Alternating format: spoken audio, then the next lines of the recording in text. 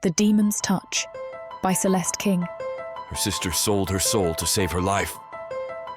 But now it was all for nothing. Narina's not the type of girl to give up so easily, Eroth. She's on a mission to find her sister. But her sister sacrificed everything to keep her safe. She's being reckless after everything her sister did for her. We become reckless when it's for the ones we love. You and I know that better than most. You're right, Samara. Aren't I always? Just like I'm right about not letting YouTube stop our audience from getting the naughty bits they deserve when they go to worldsofprotheka.com. That's right, you know the drill. Get the unabridged, ad-free version of any Worlds of Protheka audiobook from the website and get 30% off with code YouTube30. Please don't forget to help support the channel so that we can continue bringing free full audiobooks straight to your feed by liking this video and subscribing to the channel. You're listening to another installment of the Humans Fight Back series. Celeste King's The Demon's Touch.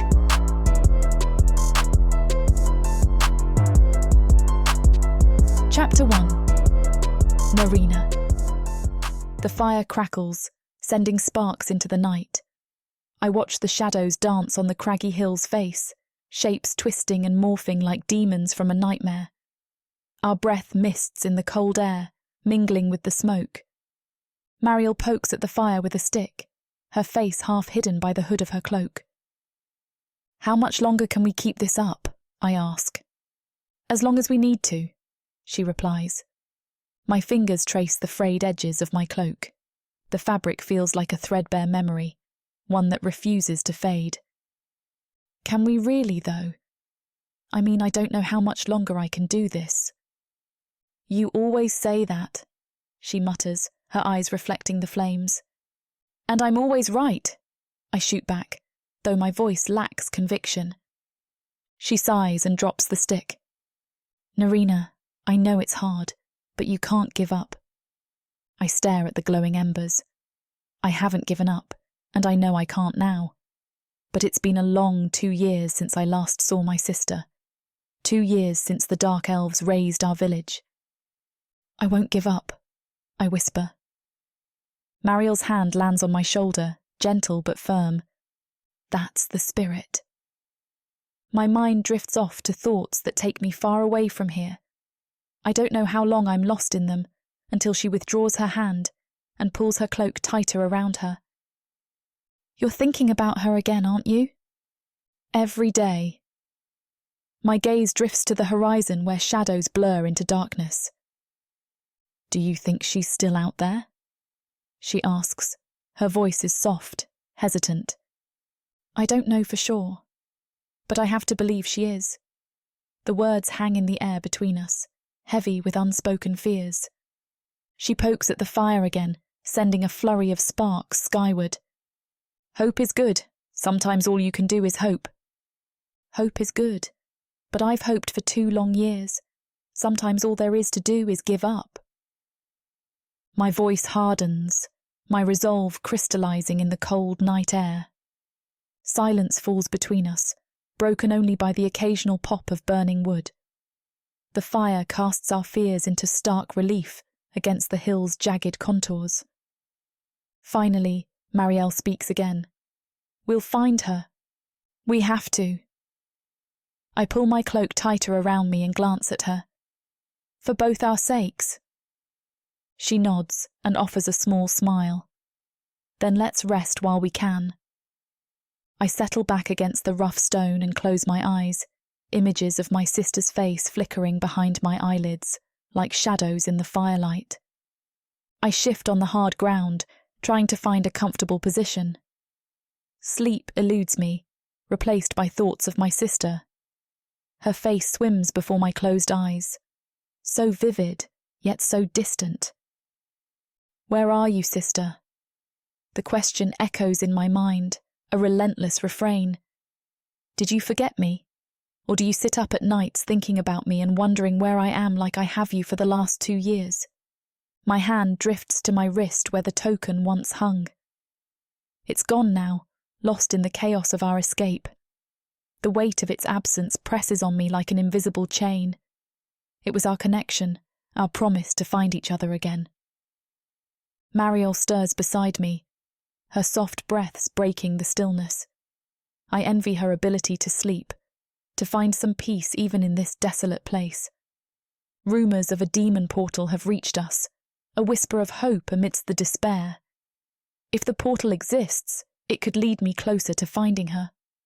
Or it could be another dead end, another cruel trick of fate. The fire's warmth is a poor substitute for the comfort I crave. I pull my cloak tighter around me and stare at the sky, where stars glimmer like scattered jewels. Somewhere out there, she might be looking at the same stars. Please don't forget me, I whisper into the night, knowing the wind will carry my words away.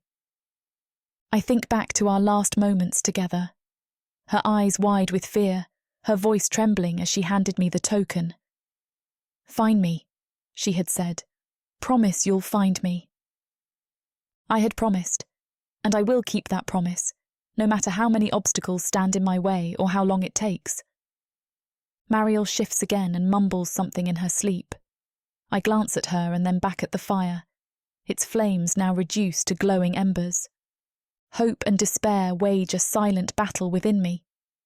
The rumours of the demon portal offer a glimmer of hope, but they also remind me of how much I've lost. Suddenly, in the midst of my thoughts, something catches my eye. Did you see that? I whisper, urgency threading my voice, hoping to wake Mariel. See what? She grunts in a sleepy voice. That light. Over there. I point toward the forest, my pulse thrumming in my ears. Mariel squints into the darkness for a few moments, but then nods her head. Maybe it's just a trick of the fire. No, I insist, rising to my feet. It felt different, like magic. Her gaze sharpens and she rises beside me, determination creeping into her features.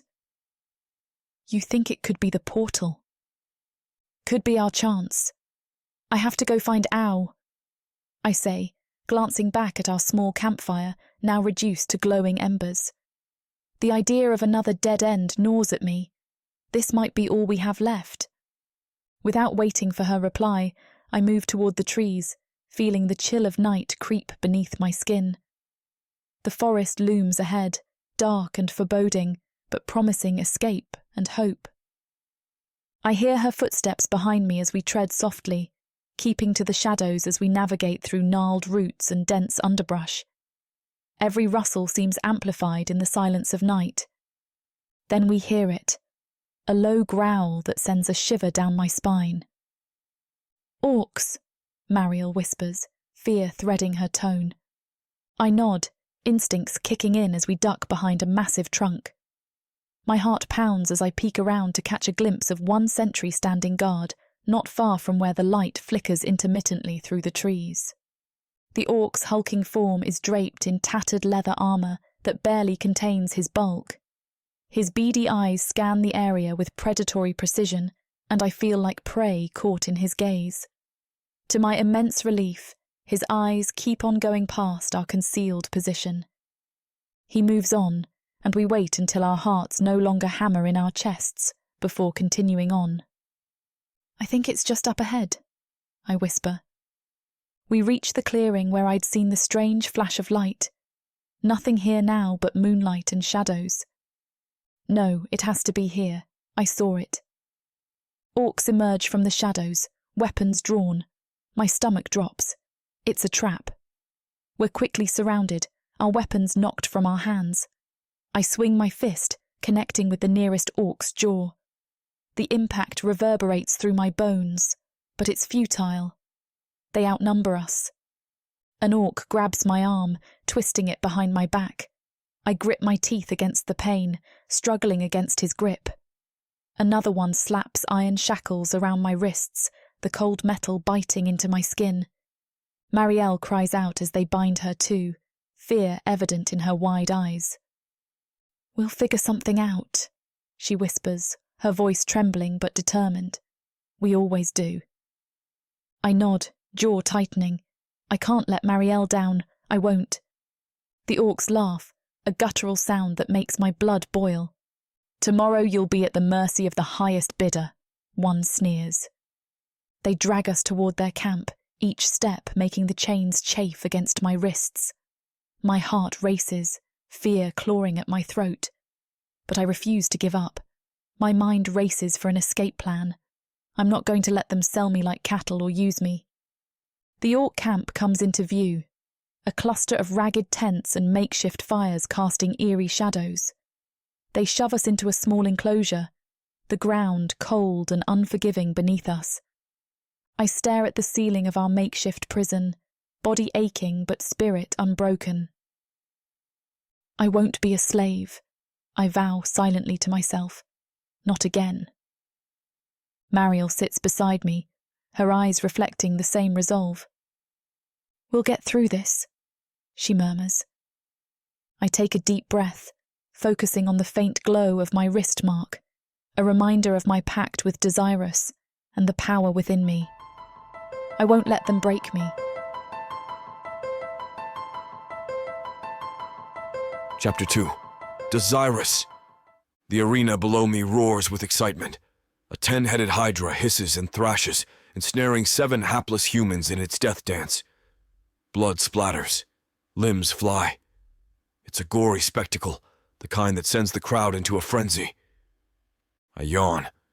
Not that I don't appreciate a good bloodbath, but once you've seen one man lose his entrails to a multi-headed beast, you've seen them all. I turn my attention back to my book, an erotic tale of a nobleman and his maid. Now there's an interesting kind of battle, the play of power and submission, the forbidden lust. It makes the Hydra look tame. Lord Dazirus, Zalith, my aide, breaks into my thoughts with his customary disdain. He never did understand the art of leisure. The council awaits your decision on the trade agreement. Why would I want to do all of that when I can watch idiots beat each other to death in the arena? I retort, flipping a page in my book without looking up. But Lord Dazirus... No buts, Zalith. I silence him with a wave of my hand. The maid in my story is about to have her corset unlaced by her noble master, and I'll be damned if I let a stuffy trade agreement ruin the moment. Zalith huffs behind me, his frustration evident in every clipped step he takes around my luxury box. Poor Zalith. He doesn't understand that being a noble demon isn't just about power and politics. It's about savoring every deliciously sinful moment life has to offer. Like watching men lose their lives to a beast while losing myself in an erotic tale of desire and debauchery. A particularly loud cheer from the crowd pulls my attention back to the arena. The Hydra has claimed another victim, leaving a man's severed arm spinning in the air like a grotesque windmill. Brutal, I comment, but my mind is already drifting back to the book. I flip the page. The nobleman's hands are now trailing up the maid's thigh. My own hand idly traces the edge of the page, anticipation curling in my stomach. Yes, this is much more interesting than any gladiatorial game or trade agreement could ever be. I glance up from my book, catching sight of the Hydra. A shoe dangles from one of its many mouths, a comical contrast to the beast's fearsome visage. A snicker escapes me, but the amusement fades quickly. A familiar melancholy settles over me like a heavy cloak. My life is far from terrible. Wealth, power, and all the perks that come with being a noble demon are mine to wield. But it's not what I most desire. What I crave is freedom, to break free from the suffocating embrace of demonic politics and explore the world on my own terms. My gaze drifts to the humans in the arena, so fragile and emotional. Yet, there's something intriguing about them, something I cannot quite put my finger on. Zalith, I say, turning to my aide. Why does my family forbid learning about humanity? They're fascinating creatures. Zalith's face scrunches up like he smelled something foul. It's a good rule, my lord. Humans have bad habits, ones your family doesn't want you to learn. I raise an eyebrow. What kind of bad habits? Desire, impulsiveness, and indiscretion, Zalith lists off, his tone disapproving. A grin spreads across my face. That sounds like a good time to me. Before Zalith can protest, I vault over the railing of my luxury box. The wind whips through my hair as I plummet towards the arena floor. Screw spectating. It's time to fight. My wings unfurl as I plummet, catching the air and slowing my descent. I land with a thunderous impact that sends sand flying. The crowd's roar hits me like a physical force, a mix of shock and excitement. I shrug off my robe, letting it fall to the blood-soaked sand. The cool air kisses my skin, raising goosebumps along my arms and chest. My scars, each a testament to battles past, stand out stark against my pale flesh. The Hydra, momentarily distracted by my dramatic entrance, turns its many heads towards me.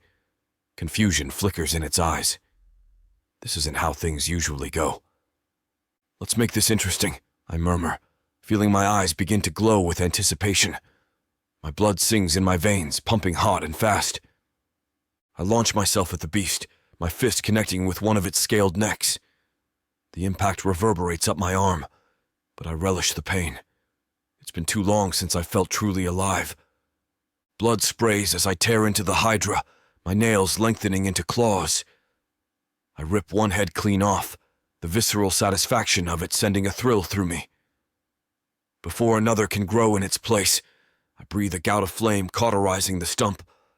The Hydra shrieks, its remaining head snapping at me from all directions. I dodge and weave, my body moving on instinct. A tooth grazes my shoulder, drawing blood, but I barely feel it. The pain only fuels my frenzy. One by one, I tear the heads from the Hydra's writhing body. With each victory, I seal the wound with fire, ensuring no regrowth. The beast's blood mingles with my own, turning the sand beneath our feet into a crimson slurry. As I face the final head, time seems to slow. The Hydra's eyes, filled with fury and fear, lock onto mine. In that moment, I see myself reflected in those reptilian orbs, wild, savage, truly free. With a roar that shakes the very foundations of the arena, I launch myself at the last head. My hands find purchase on its jaws, and with a strength born of pure adrenaline, I wrench them apart. The crack of bone echoes through the suddenly silent arena. The Hydra's massive body crashes to the ground, lifeless. I stand over it, chest heaving, blood dripping from my fingertips. A grin spreads across my face, wider than any I've worn in centuries. This is what I've been missing. The roar of the crowd fades into white noise as the rush of battle consumes me. I tilt my head back, reveling in the thrill coursing through my veins. For once, I don't care about politics or responsibilities. I am alive, unchained, gloriously untamed. A commotion at the arena's entrance snaps me back to reality. Soldiers in ceremonial armor pour into the ring, their expressions a mix of shock and outrage. Of course, my moment of rebellion wouldn't go unpunished. "Lord Dazirus!" Zalith's panicked voice rings out from the luxury box above. "They're here to take you back!" I throw my head back and let out a hearty laugh as the soldiers surround me, their spears leveled in my direction. Do they really think a few pointed sticks can contain me? The arrogance is almost endearing. "You boys picked the wrong demon to mess with," I taunt, flexing my claws. A wicked smile plays on my lips as I prepare to tear into them. Before I can make my move, a flash of light envelops me, sapping my strength. Runic bindings snake around my wrists and ankles, draining my powers.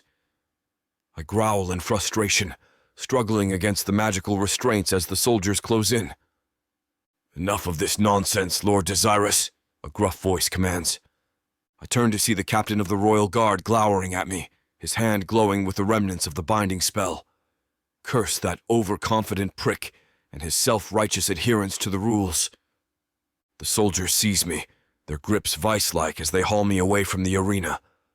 I thrash against their hold, but the bindings have effectively neutered my powers, for now. As they drag me past the entrance, I catch a glimpse of Zalith watching from above. The smug bastard looks utterly relieved to have me restrained. I lock eyes with him and flash a defiant grin. "Next time, Zalith," I call out with a laugh. Next time. My voice echoes through the arena as the soldiers pull me into the tunnel beyond. They may have captured me, but they'll never tame the fire that rages within. This was just the beginning of my rebellion against the shackles of nobility. I am Dazirus Calvareth, and I will not be denied my freedom. Chapter 3. Narina. The rough hands of the guards shove me forward, the coarse fabric of the blindfold scratching against my face. My heart pounds in my chest as I try to make sense of the sounds around me. The shuffle of boots on stone, the murmurs of a gathering crowd. I chance a peek under the edge of the blindfold. Through the narrow slit, I catch glimpses of an enormous chamber lined with rows of benches. An auction house. Fear tightens its icy grip around my throat. The guards yank us to a halt, their attention diverted by shouts and commotion from the front of the room. I lean in close to Marielle, her warmth a small comfort against the chill air. "Get ready," I whisper, my voice a tremulous rasp. My bound hands scrabble against the rough floor, fingertips seeking anything that could aid our escape. They close around a jagged shard of bone, and I work it feverishly against the ropes, sawing back and forth. 1, 2, 3 strands fray and snap. I grip my teeth, sweat beading on my brow from the exertion, but finally, the last fibres part. My wrists are free. Keeping my movements small and furtive, I shift behind Marielle and begin working on her bindings. All around us, the raucous crowd swells in anticipation of the first lot. I can use their distraction to our advantage. "Narina!" Marielle's whisper is taut with fear, but I press my finger to her lips, silencing her. "Trust me," I murmur back, and her muscles relax ever so slightly beneath my hands. With a final tug, her ropes fall away. I grip her arm, pulling her close. When I say go, we run. Don't look back. Head for the exit and don't stop for anything. Understand? She gives the barest nod, her jaw set in determination. I take a steadying breath, my senses straining. There has to be a way out of this cell they've locked us in. The dank cell reeks of mildew and despair. Mariel huddles in the corner, her eyes wide with fear. I pace like a caged animal, my mind racing. Freedom so close I can taste it, mingling with the iron tang of blood in my mouth. Our orc guard shuffles past, his beady eyes glazed with boredom. Perfect. "Hey, pigface!" I spit the words at him. "I've seen Afterbirth prettier than you." The orc grunts, confusion furrowing his brow. "What that mean, human?" I smirk, pressing my advantage.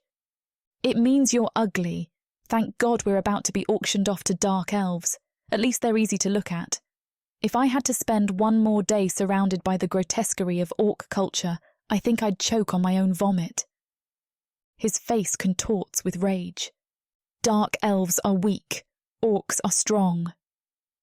"Prove it, coward," I taunt, pressing closer to the bars. "I bet you can't even take on a puny human woman." With a roar, he fumbles with the keys, yanking the cell door open. I dance back, goading him further. "Come on, big guy. Show me what you've got." He shows me what he's got all right. His meaty hand cracks across my face. Pain explodes through my jaw, copper flooding my mouth. But I don't care. The keys jingle at his belt, and as he pulls back for another blow, my fingers close around them. I stumble back, spitting blood. "That the best you got?" The orc sneers, then stomps away, muttering curses. I wait, heart pounding, until his footsteps fade. "Narina!" Marielle hisses. "Are you all right?" I grin, tasting blood. Never better. The stolen keys glint in my palm. Hope surges through me as I fit one into the lock. It turns with a satisfying click. "Let's go," I whisper, easing the door open. We slip into the dim hallway. Thankfully, no one is about. Which way? Marielle whispers. They blindfolded us on the way in. I could still kind of see out of mine. We go this way. I motion for Marielle to follow close behind as we creep down the shadowy corridor. The clamour of the auction hall grows faint, but my pulse still thunders in my ears. Every breath feels like treading on shattered glass. A door up ahead stands slightly ajar, pale light spilling through the crack. I press my eye to the opening, scanning the room beyond. Rows of dusty crates and shelves laden with strange artifacts greet me. A storage room, and unguarded for the moment. In here, I whisper, waving Marielle inside. We slip through the door, letting it swing shut behind us with a soft click. Marielle leans against the wall, dragging in ragged breaths as I survey our temporary refuge. My gaze snags on a glint of silver tucked between two crates. I pad over, curiosity piqued. Lifting away a tattered cloth, I reveal an ornate silver choker, a single blood-red gemstone set in the centre. It seems to glow with an inner fire, pulsing in hypnotic rhythm. I can't tear my eyes away, entranced. My fingers move as if by their own will, brushing against the smooth metal. Power thrums beneath my fingertips, ancient and intoxicating. I have to possess it. A glass globe encases the necklace, but I don't hesitate. Grasping a heavy stone paperweight, I bring it down with all my strength. The globe shatters, shards raining down as I snatch up the choker. "Narina, what are you doing?" Marielle hisses. "We have to keep moving." But I'm lost in the crimson depths of the jewel. It calls to me, secrets whispering just beyond my grasp. I raise the chain over my head. The storage room door crashes open. Snarls and heavy footsteps echo around us as orcs pour in, wicked blades drawn. A tall, pale figure follows, features chiselled in arrogant disdain. "Well, well," the Dark Elf sneers. "Trying to steal from us?" I clutch the choker tight, meeting his gaze with defiance. Marielle moves to my side, trembling but resolute. The Dark Elf's lip curls. "Seize them." The orcs surge forward. I duck a wild swing, lashing out with my fist. Bone crunches beneath my knuckles as I catch one in the face. Chaos erupts as Marielle and I fight with desperate fervour. An opening presents itself. "This way!" I shout. We sprint for the door, orcs roaring at our heels. The auction hall blurs past in a whirl of colour and sound. I spot the exit ahead, a sliver of dusky forest visible beyond. Almost there. A piercing cry rings out behind me. I whirl just in time to see Marielle crumple, an orc's arrow protruding from her back. "No!" I scream, the world grinding to a halt. Marielle's eyes meet mine, pain and fear etched into her features. But there's something else too, a fierce determination. With a trembling hand, she points towards the exit. "Go!" she rasps, blood trickling from the corner of her mouth. "Find your sister." Tears blur my vision as I shake my head violently. I can't leave her here, not like this. But Marielle's gaze is insistent, pleading. Gritting my teeth, I give her the barest nod and turn towards the beckoning forest, every step feeling like I'm being torn apart. The first arrow strikes me as I burst into the tree line, a fiery lance of agony lancing through my shoulder. I cry out, stumbling, but don't stop, can't stop. Marielle's final wish echoes in my mind, driving me onward despite the black spots dancing in my vision. Tree branches whip my face as I plunge deeper into the ancient woods, my harsh pants the only sound aside from the pursuit crashing through the undergrowth behind me. Another arrow thuds into the trunk beside me with a dull thunk. Too close. I careen around a moss-covered boulder, the path opening up into a small clearing. And there, at the far end, the ground drops away into an abyss, the opposite cliffside a hazy smudge in the distance. A dead end. Skidding to a halt, I whirl back the way I came, but the Dark Elves are already emerging from the tree line, bows trained on me. Escape is cut off on all sides. I'm trapped. One of the elves, his cruel features twisted into a sneer, raises his arm, fingers flexing around the bowstring. The arrow takes me in the meat of my thigh. White-hot agony lances through me as I crumple, leg buckling beneath the impact. I pitch backwards, the world tilting sickeningly as the void yawns up to swallow me. In those final moments, endless and fleeting all at once, a lifetime's worth of memories flash before my eyes. Marielle, her life's blood seeping into the cold stone. The weight of the token around my neck, now forever lost to the ashes of my village. And my sister's face, her expression frozen in a look of anguished farewell as she disappeared through the portal, the path to the demon realm sealed behind her. I'll never see her again. The thought reverberates through my mind, an inescapable truth, as the cliff's edge crumbles beneath me and I'm cast into the endless plummet. Rosenfire, our family holds great weight and power in Orthani, and yet I hear whispers. Do you think he can take him? There is no way that this could happen. No, more books. I can't remain locked in this ivory tower a moment longer. She's perfect. The Baron's daughter must be found. Julius, we shouldn't. Why shouldn't we? I am not a full Dark Elf. I do not possess their ethereal beauty. How will I find a mate? The lowly Baron's son apparently has shown that he has the same gift of fire-wielding as I, if not stronger. I am the family's dirty little secret. I am not the future of the family. Dukan is. This world was created from a seed of evil.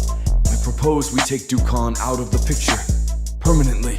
Please, let me go. If you want to join the poor humans who are bought and sold in the markets on a daily basis, you will find a way to get there. I am free, and I am terrified. You will never escape me. I can try. You will fail. Get seasons 1 and 2 of the Dark Elf series from worldsofprotheka.com. Protheka's magic is eternal. This series will show you why.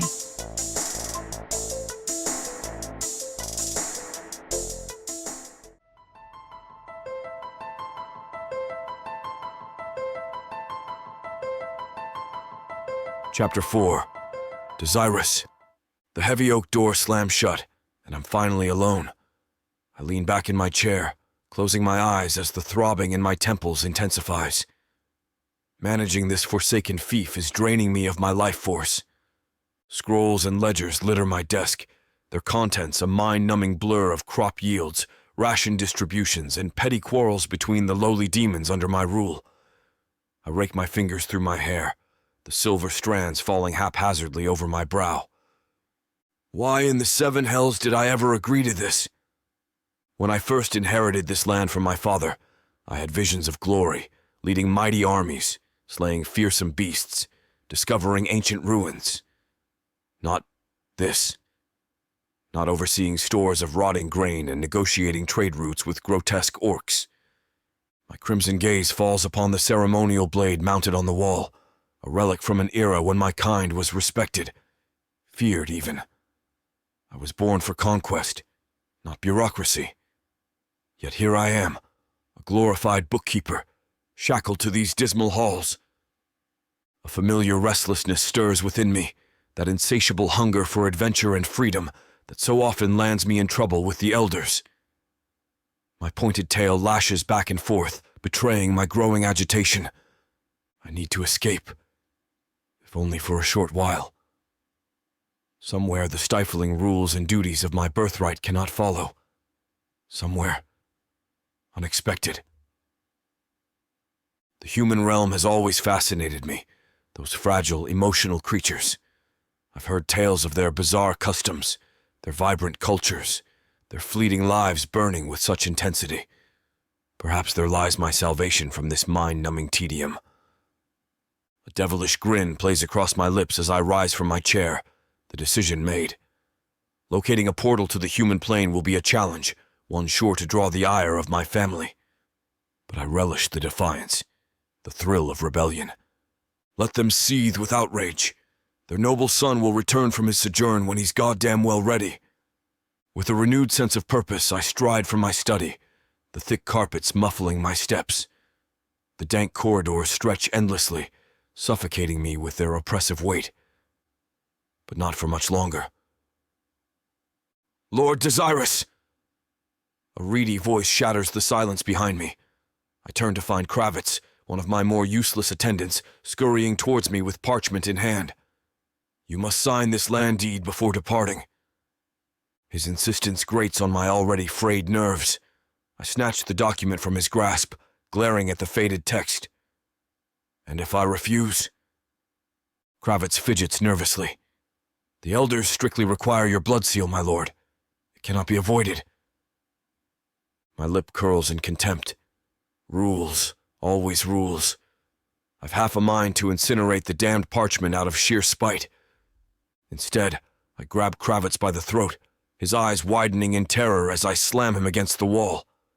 With my free hand, I draw a wicked dagger from my belt, the razor edge glinting hungrily. If it's blood they want. I trail off, dragging the blade across Kravitz's cheek. A thin line of crimson blossoms, and he whimpers pathetically. Releasing my grip, I let the sniveling fool crumple to the floor. Kravitz clutches his face as I press my bleeding palm to the deed, searing the contract with my essence. There, I growl, tossing the signed parchment at his feet. Tell the elders their demands have been met, as always. Leaving Kravitz to nurse his wound, I continue down the torchlit passage, each step carrying me closer to my goal. The stables lie just ahead, and with them, my chance at freedom from this wretched existence. I can already smell the musky odor of the beasts, sense their restless energy mirroring my own. No more will I be caged, a gilded prisoner to the whims of others.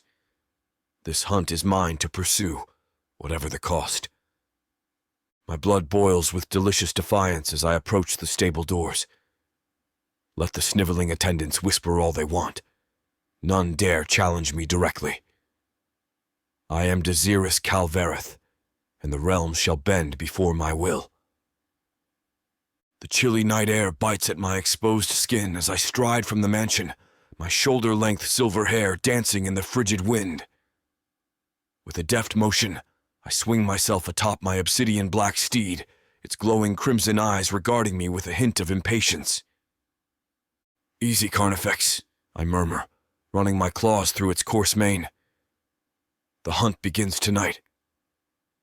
I dig my heels into the beast's flanks, and it launches forward with a mighty snort. The frozen tundra of glacies blurs past as we race across the icy terrain, kicking up flurries of snow in our wake. I tilt my head back, allowing the biting gale to wash over my face as I revel in the exhilarating speed.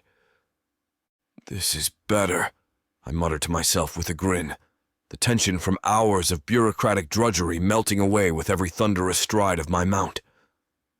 We weave through the twisted skeletal trees of the Blindfaust forest, their gnarled branches grasping at me like bony fingers. That's when something catches my eye, a crumpled form lying motionless at the base of a glowing crimson tree. I pull hard on Carnifex's reins, and the demon steed rears back with a shrill whinny before skidding to a halt. My heart stutters in my chest as I stare at the unmoving figure. A human? Here? And alone? I slide from the saddle and approach with cautious steps, my eyes roving over the woman's prone body. She's wounded, grievously so by the looks of the blood pooling beneath her in the snow. Each shallow rise and fall of her chest is fainter than the last. My heart catches in my throat, because even near death, she possesses a rare quality. I reach out, brushing a lock of her fiery hair from her face. Up close, I can make out the delicate features, high cheekbones, full lips slightly parted as she struggles for each breath. Despite her battered state, there's an undeniable beauty about this human woman. That's when I notice the faint glow emanating from her clenched fist. Carefully, I pry open her fingers to reveal a strange necklace or choker nestled in her palm. The inscriptions etched along its surface are unfamiliar, but they thrum with an ancient power I can't quite place. This human isn't ordinary, and neither is this peculiar talisman clutched so tightly. I could leave her here to die, the pragmatic voice in my head reasons. She's just a human, fragile and insignificant in the grand scheme of things. And yet, something about her compels me to act. That spark of life still smoldering in her eyes, refusing to be extinguished. Interesting, I murmur, leaning back on my heels. Perhaps this fortuitous encounter will help slake my thirst for adventure, if only for a little while. With surprising gentleness, I scoop her into my arms, marveling at how little she weighs. A delicate thing, barely substantial enough to be real. Let's see what you are, little human. I carry her back to my manor at a brisk pace, her shallow breaths fanning across the exposed skin of my chest. Once inside the cavernous halls, I bring her to my private chambers and lay her gently on the large canopied bed. My eyes trail over the extent of her wounds, deep gashes along her sides and back that would surely kill any human without immediate treatment. There's also the matter of that arrow embedded near her femoral artery. A few inches closer and she'd have bled out within minutes. Cradling her head in one hand, I lean over and slowly drag my tongue along the seeping wounds. My saliva glows faintly with regenerative magic, knitting the flesh back together with each pass. As I work, I can't help marveling at her fragility. Every breath is labored, every faint throb of her heart a struggle against the inevitable. And yet, she clings so stubbornly to life. Despite her breakable form, there's an iron will flickering behind those eyes. I brush the pads of my fingers over her flushed cheek, feeling the warmth of her skin as her chest rises and falls with each ragged inhalation. So breakable, and yet so stubborn, I murmur, staring at her unconscious form. Humans are fascinating. I sit back on my heels, my curiosity burning hotter with each passing second. Who is this woman? Why was she alone in the unforgiving wilds of Glacies? What power does that strange necklace possess? So many unanswered questions swirling in my mind, but I'm certain of one thing. This encounter has proven more intriguing than any meaningless bureaucratic drivel. Chapter 5. Narina. The forest blurs around me, trees melting into nightmarish shapes as I run. My feet pound against the loamy earth, each step squelching with the blood that coats my hands. I can't stop. I can't slow down. They're right behind me, their mocking laughter echoing through the twisted branches. Marielle's voice rings in my ears, her final words a haunting refrain. Go, find your sister. Over and over, driving me forward even as my lungs burn for air. Gnarled faces leer at me from the bark, their mouths stretched wide in rictus grins. Nonsense words scrawl across fallen logs, messages I can't decipher blurring together. This can't be real. Can it? A strangled cry tears from my throat as Claudia's face shimmers before me, eyes wide and pleading. Why did you leave me? She rasps, her skin pallid and drawn. I reach for her, but she dissipates into wisps of shadow. Arrows whistle past, burying themselves in the trees around me with sickening thunks. The Dark Elves pursuing me cackle with glee, drunk on the thrill of the hunt. I can't let them catch me, not again. My feet tangle in a nest of roots, and I pitch forward, slamming into the ground hard enough to drive the air from my lungs. Dazed, I try to push myself up, but icy fingers curl around my ankle, dragging me back. No! I thrash wildly, clawing at the dirt and leaves, but the skeletal hand refuses to release me. More bony limbs burst from the earth, grasping and clutching, pulling me inexorably downward into the suffocating dark. Claudia's face floats before me, her expression pained as she watches me struggle against the grasping hands. Sister? Help me, I cry out, stretching my arm towards her in desperation. but she just shakes her head slowly, her eyes hollow. You left me behind. This is your path now. With those haunting words, she fades away into the gloom of the forest. I scream in anguish as the bony fingers drag me further down into the black earth, soil filling my mouth and nose. Marielle's face emerges from the shadows, blood dripping from her pale lips. I'm sorry, Marielle. I choke out through the dirt. I'm so sorry. But my voice is swallowed by the darkness surrounding me. I'm alone, being consumed by the unyielding ground. Tears stream down my cheeks as I finally give in, letting the cloying earth pull me under. Just as the last slivers of light disappear, a hand clamps down on my shoulder, jolting me awake with a violent start. My eyes fly open, my heart pounding a frantic rhythm against my ribs as I gasp for air. It was just a nightmare, but it felt so real. My eyes flutter open, struggling to focus on the unfamiliar surroundings. Soft furs caress my skin, a stark contrast to the cold forest floor I last remember. A fire crackles nearby, casting dancing shadows on high-vaulted ceilings. Where am I? Where am I? I croak, my voice raw and unfamiliar.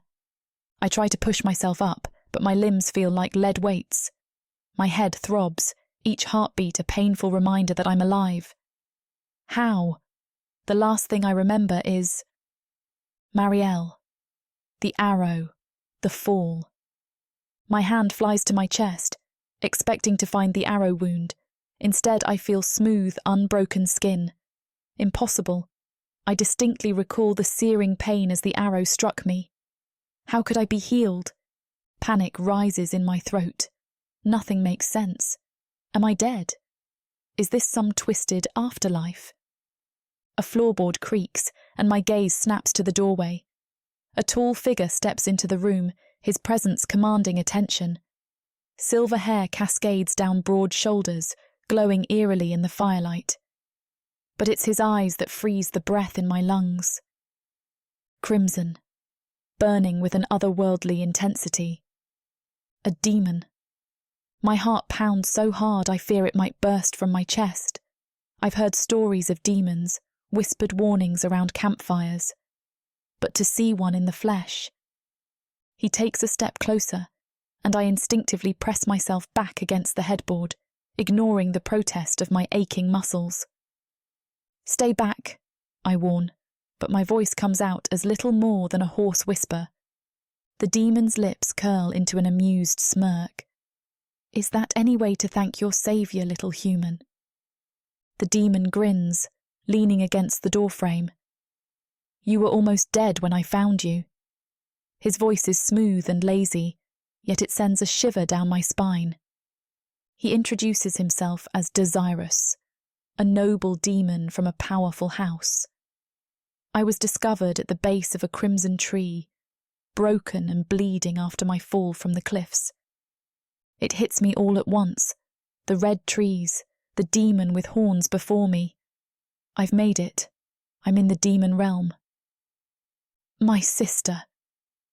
The words tumble out before I can stop them, my emotions swinging wildly between fear and fragile hope.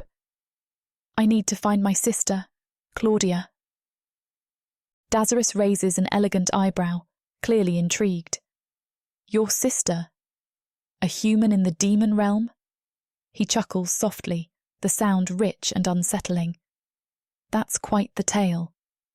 I narrow my eyes, shoving down the tremor of unease. I'm telling the truth. Claudia, she's here, with Dazirus. I need to see her. She can help me. The demon regards me with an unreadable expression. You can't just waltz around the demon realm, human. You don't belong here. Anger flares in my chest, and I clench my fists, the blankets bunching under my grip. I don't care. I'll find her. I try to move, to swing my legs over the edge of the bed, but my body refuses to cooperate, still painfully weak. Dazirus crosses his powerfully built arms, his crimson gaze piercing. And how exactly do you plan on doing that? You're weak. You wouldn't last a day out there. His expression shifts, eyes gleaming with something darker I can't quite name. Claudia and Dazirus, yes, I've heard of them, but I'm afraid I can't help you. A slow, predatory smile curves his lips. Not for free, anyway. My heart sinks like a stone in my chest. Of course it couldn't be that easy. What do you want? He flashes a wicked grin, clearly enjoying my discomfort. It's impolite, you know, for you to ask questions before introducing yourself. Even demons have manners. I glare at him, feeling a mix of anger and helplessness. My fists clench in the soft blankets. Narina. My name is Narina. It's a pleasure to meet you, Narina. The way he says my name and the emphasis he puts on the word pleasure makes me squirm. His alien yet seductive eyes seem to draw me in despite my best efforts to resist. I find myself fascinated and, to my shock, aroused by his attention. I know I should feel gratitude. After all, he saved my life. I would have bled out in the forest for certain without his help. But my emotions are a tangled mess. Fear, anger, confusion, and something else I can't quite name swirl together in a dizzying cocktail. There's something intriguing about this demon lord, the way he carries himself, the power that radiates from him in waves. It's terrifying, yes, but also alluring. I catch myself staring at the curve of his jaw, the breadth of his shoulders, and quickly avert my gaze. What's wrong with me? He's a demon. I shouldn't be feeling this way. And yet I can't deny the pull. It's like he's exerting some kind of magnetic force, drawing me in even as every instinct screams at me to run. I swallow hard, trying to regain my composure. Thank you. I manage to croak out, hating how weak my voice sounds. For saving me. His smirk widens, revealing a flash of sharp teeth. You're quite welcome, little human, though I do wonder what I'll get in return for my generosity. My heart thuds into overdrive. Does he mean what I think he does? Does he want me to trade my body for my rescue? And if so, why does that idea excite me instead of filling me with dread? I take a deep breath, steeling myself. I just want to find my sister. Dazirus's eyes glitter with interest. I can help with that, but first, we need a contract. My heart skips a beat. A contract? With a demon? Every story I've ever heard warns against such things. It will protect us both, he adds, as if sensing my hesitation. I swallow hard, my mouth suddenly dry. What kind of contract? He doesn't answer immediately, his crimson gaze roaming over me. I feel exposed, vulnerable under his scrutiny. My mind races, imagining what he might want. My soul. It's the obvious choice, isn't it? That's what demons always want in the stories. But then my eyes drift to his muscular form, and a different possibility presents itself. My body? The thought sends an unexpected thrill through me. What would a demon lover be like? Rough, gentle? Would he have inhuman stamina? I feel my cheeks flush hot at the direction my thoughts have taken. This is madness. He's a demon. I shouldn't be thinking about him like this. And yet, I can't seem to stop. My imagination runs wild with possibilities. Would he use those sharp teeth on my skin? Would his touch burn like hellfire? I realise I'm staring and quickly avert my gaze, but not before I catch the knowing smirk on Dazirus's face. He knows exactly what I'm thinking, doesn't he? Well, little human, he purrs. Shall we discuss terms? I can only nod, not trusting my voice. Whatever he wants, whatever this contract entails, I know I'll agree to it. For Claudia, for answers, and maybe, just maybe, for the chance to explore these new forbidden desires.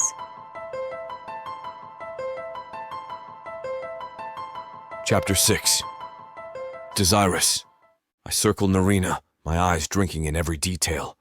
Her scent, fear, determination, and something uniquely human intoxicates me. Fascinating creature.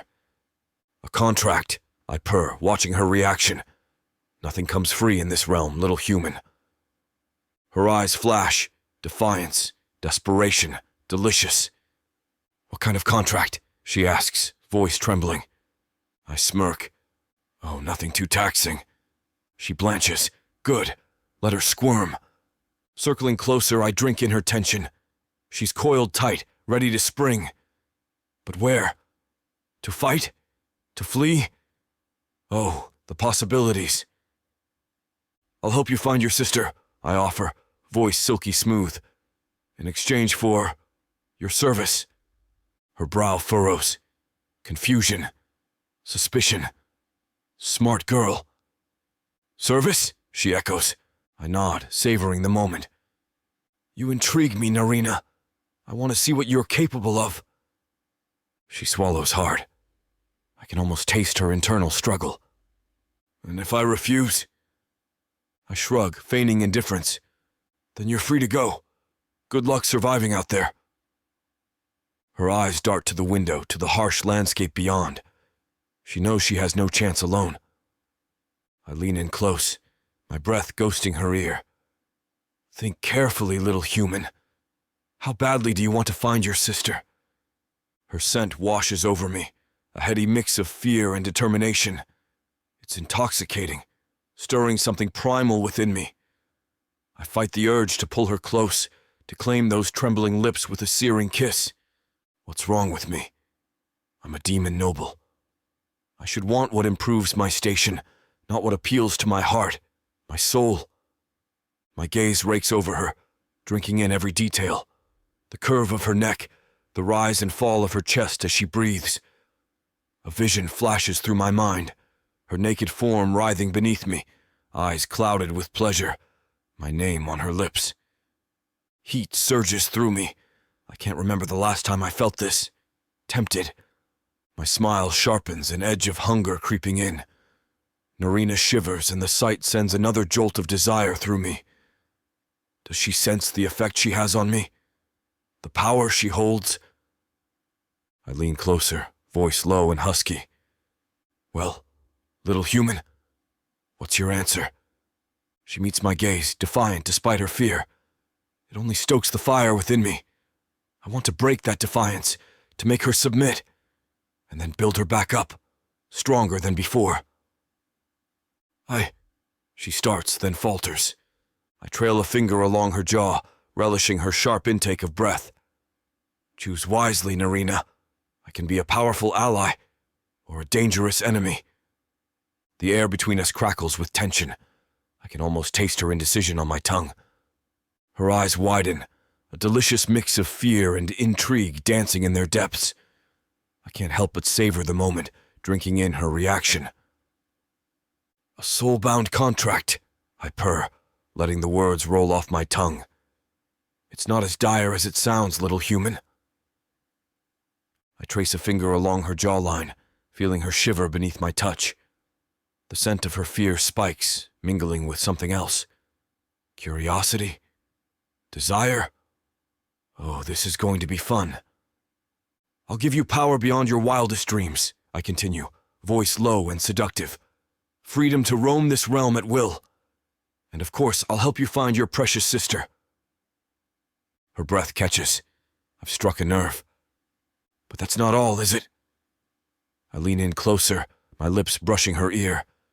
I smell the hatred burning inside you, the pain of loss. You want revenge, don't you? She stiffens but doesn't pull away. I chuckle darkly. Oh yes, I can help with that too. Imagine it, Narina. All that power at your fingertips. The ability to make those who wronged you suffer. Her pulse quickens. I can practically taste her conflicting emotions. And all you have to do, I whisper, is bind your soul to me. She swallows hard. You want my soul? I pull back, meeting her gaze with a smirk. Not in the way you're thinking, darling. Think of it as a partnership. You serve me, and I ensure you get everything your heart desires. My fingers ghost over her cheek, tucking a stray strand of hair behind her ear. I prefer not to use the term slavery. It's so crude. No, this is an exchange. Your loyalty for my power and protection. I lean in closer, my voice a low purr. I know you don't trust me, my sweet, and that you've always resisted the idea of being a slave to anyone. But think about it. I can give you anything you desire. Her eyes widen at the word desire, a flicker of anticipation dancing in their depths. I suppress a smirk. She's falling into my web, thread by delicate thread. I can help you find your sister and the vengeance you so bitterly seek, I continue, my words dripping with honeyed promise. I'm not offering slavery, little pretty. I'm offering a choice to serve me or not. To find your sister, or not. The tension in the air is palpable. I can almost taste her indecision, the war raging behind those emerald eyes. She wants what I'm offering, needs it even. But her pride, her fierce independence, holds her back. Yet the hatred burning in her heart, the thirst for revenge, it calls to something primal within me. I want to nurture that darkness, to watch it bloom under my careful guidance. And your sister, I add, watching her reaction closely. Imagine her face when you find her, when you save her from whatever fate has befallen her. Narina's eyes flash with determination, and I know I've got her. She may not trust me, may even hate me a little, but she needs me. And oh, how I intend to use that need. What do you say, little human? I ask, voice low and tempting. Are you ready to embrace your destiny? I watch as Narina bites her lip, uncertainty and desire warring in her eyes. The sight sends a jolt of heat through me. I step closer, unable to resist her pull. What do I have to do? She asks, her voice barely above a whisper. I lean in, my breath ghosting over her ear. You just need to agree, and then, well, we'll figure it out. I don't wait for her answer. The tension between us is too much, a live wire ready to spark. I close the distance, my lips brushing hers.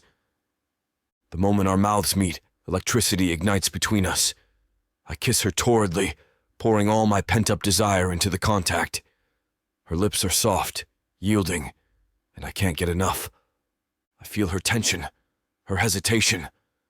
But underneath it all, there's a current of desire that matches my own. It fuels me, drives me to deepen the kiss. My hands find her waist, pulling her closer. She's warm and alive against me, her heartbeat a frantic rhythm I can feel through her skin. I nip at her bottom lip, eliciting a soft gasp. The sound sends a shiver down my spine. I want more, want to hear every sound she can make. But I hold back, reining in my desire. This isn't just about lust. It's about power, about binding her to me in ways she doesn't yet understand. I break the kiss, pulling back just enough to meet her gaze. Her eyes are wide, pupils dilated with desire. Her breath comes in short pants, matching my own. Chapter 7. Narina. Sorry for the interruption. I know you were gearing up for a steamy scene, but it's way too hot for YouTube. If we want to keep sharing our stories for free, we have to abide by YouTube's guidelines. To get the full unabridged audiobook, go to worldsofprotheka.com. Browse through unabridged audiobooks, countless ebooks and bundles offered at a discount. If the thought of me whispering all the dirty details into your ear isn't enticing enough, use discount code YouTube30 to get 30% off of all digital products. Story after story, audiobook after audiobook, the Worlds of Protheka are waiting for you. Protheka's magic is eternal. But unabridged, it's unforgettable.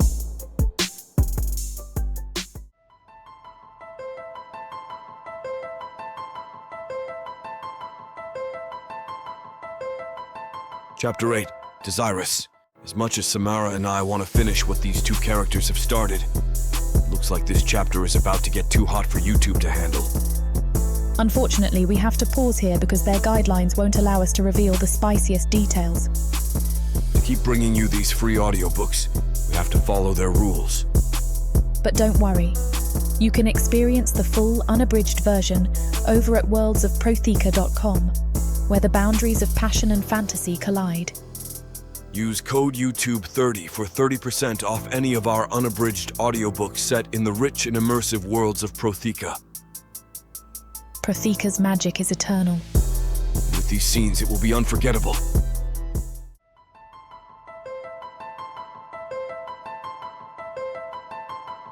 Chapter 9. Narina. The mirror reflects a stranger, flawless skin, sharper eyes, a subtle glow emanating from within. I trace the contours of my face, marvelling at the absence of scars and blemishes. Is this really me? 3 days. Only 3 days since I bound myself to Dazirus. The memory of our contract sealing sends a shiver down my spine. His touch, his kiss, the searing pain as demonic power flooded my veins. Now that power hums beneath my skin, foreign yet intoxicating. I close my eyes, focusing on the new sensations. The crackle of flames in the hearth downstairs, the whisper of wind through trees outside. Scents I never noticed before. Leather, ink, the faint musk of Dazirus lingering in the air. My fingers clench the edge of the vanity. This power, this heightened awareness, it's exhilarating, terrifying. What am I becoming? I've signed my soul to a demon. The thought echoes in my mind, a constant reminder of the bargain I've struck. Regret and curiosity war within me, alongside a strange thrill at the power now coursing through my veins. My fingers trace the smooth skin of my arms, marvelling at the strength I feel beneath. What am I supposed to do now? The question haunts me, unanswered. Dazirus vanished after our contract was sealed, leaving me in the care of his servants. No explanations, no guidance, just silence. Frustration gnaws at my insides. I need to find my sister. I need revenge for Marielle. There's no time for this idle waiting. Determination floods through me. I stride to the door, yanking it open. The hallway stretches before me, opulent and unfamiliar. I hesitate for a moment, then square my shoulders. I won't be kept in the dark any longer. The mansion is vast, cold, and unfamiliar. Servants bow as I pass, but none offer any useful information about Dazirus's whereabouts. Frustration simmers beneath my skin, growing with each empty hallway I turn down. They all look the same: dark stone walls, ornate tapestries, and flickering sconces casting eerie shadows. Where is he? I mutter under my breath, my temper flaring. I've been wandering for what feels like hours, and still no sign of Dazirus. The servants scurry away like frightened mice, avoiding my gaze. Useless. As I round a corner, I freeze. A group of demons, their skin a deep crimson, are dragging several chained, gagged, and naked Dark Elves across the stone floor. The sight sends a shockwave through me. The Dark Elves' faces are contorted in pain and fear, their bodies marred with bruises and welts. My breath hitches. One of the Dark Elves. His eyes meet mine, and a jolt of recognition hits me. It's him. The same one I saw abusing a human woman back in Protheka. The memory flashes before my eyes, the woman's cries, the Dark Elf's cruel laughter. Rage boils within me, a primal force that demands action. Before I can think, my body moves. I grab a nearby whip, the leather curling in my hand like a living thing. The demons pause, their eyes widening in surprise as I step forward. The Dark Elf's gaze flickers with fear, and it fuels my anger. You, I growl, my voice echoing through the cavernous hall. The whip snaps out, the sound of it cracking against the Dark Elf's back reverberating through the air. The demon guards step back, their expressions a mix of shock and amusement. The Dark Elf screams, his body convulsing from the pain. But I don't stop. I can't. The whip lashes out again and again, each strike a release of the pent-up rage and frustration inside me. The elf's skin is soon striped and streaked with scarlet, but I don't relent. Even when bits of their flesh peel away and spatter against the floor, I continue to vent my rage. The dark elf's screams fill the hall, a symphony of retribution that drowns out everything else. I grab a dark elf by his mane of hair and draw his head back. Then I wrap the whip around his neck. I drive my heel into his back as I pull back on the whip, strangling him. The elf thrashes, trying to claw at the leather around his throat, but I hold firm. The demon guards watch, speechless. I can feel their eyes on me, the shock radiating off them in waves. But I don't care. This is my revenge, my justice. The dark elf's struggles grow weaker, his breath coming in ragged gasps. Only when he goes limp do I release him, letting his body crumple to the floor. I turn to the next elf, the whip still coiled in my hand. "Your turn," I say, my voice barely above a whisper. The elf's eyes widen in terror, but he can't move, can't escape. I bring the whip down, the crack echoing through the hall. He screams, his body convulsing with each strike. I'm vaguely aware of the demon guards murmuring amongst themselves, their disbelief palpable. But I don't stop. I can't. This is for Mariel, for my sister, for every human these monsters have ever hurt. I move to the next elf, and the next, the whip a blur in my hand. Their screams fill the air, a symphony of pain and retribution. I'm dimly aware of the blood splattering across my face, the sting of it in my eyes. But it doesn't matter. All that matters is making them pay. "How does it feel now?" I hiss, my voice trembling with rage. The power coursing through my veins makes my strikes more forceful, more satisfying. The whip cracks through the air, landing with a sickening thud on the dark elf's back. He grunts in pain, but I barely register it. All I can think about is the injustice I've suffered, the cruelty of dark elves, Mariel's death, the endless torment of Protheka. Satisfaction blooms inside me, heady and intoxicating. I don't even notice the blood dripping from my hands, the whip's handle digging into my skin. My hands are bleeding, the leather has cut deep, but the pain only fuels my frenzy. I continue to whip the dark elves, driven by the need for vengeance. My hands tremble, but the whip remains steady, its cruel kiss unyielding. Each crack echoes through the chamber, a symphony of their pain and my rage. Marielle's face haunts me, her last breath playing on repeat in my mind. It wasn't these dark elves, but it might as well have been. They're all the same, cruel, heartless monsters. "Please," one of them begs, his voice a ragged whisper. We didn't kill your friend." A dark laugh escapes my lips. "You think that matters?" The whip sings again, drawing a fresh line of blood. "You're all guilty. Every last one of you." The demon guards watch, their expressions a mix of shock and morbid fascination. They don't interfere. Maybe they understand, or maybe they're just entertained. I don't care. This is between me and the elves. There's no going back from this. I know it.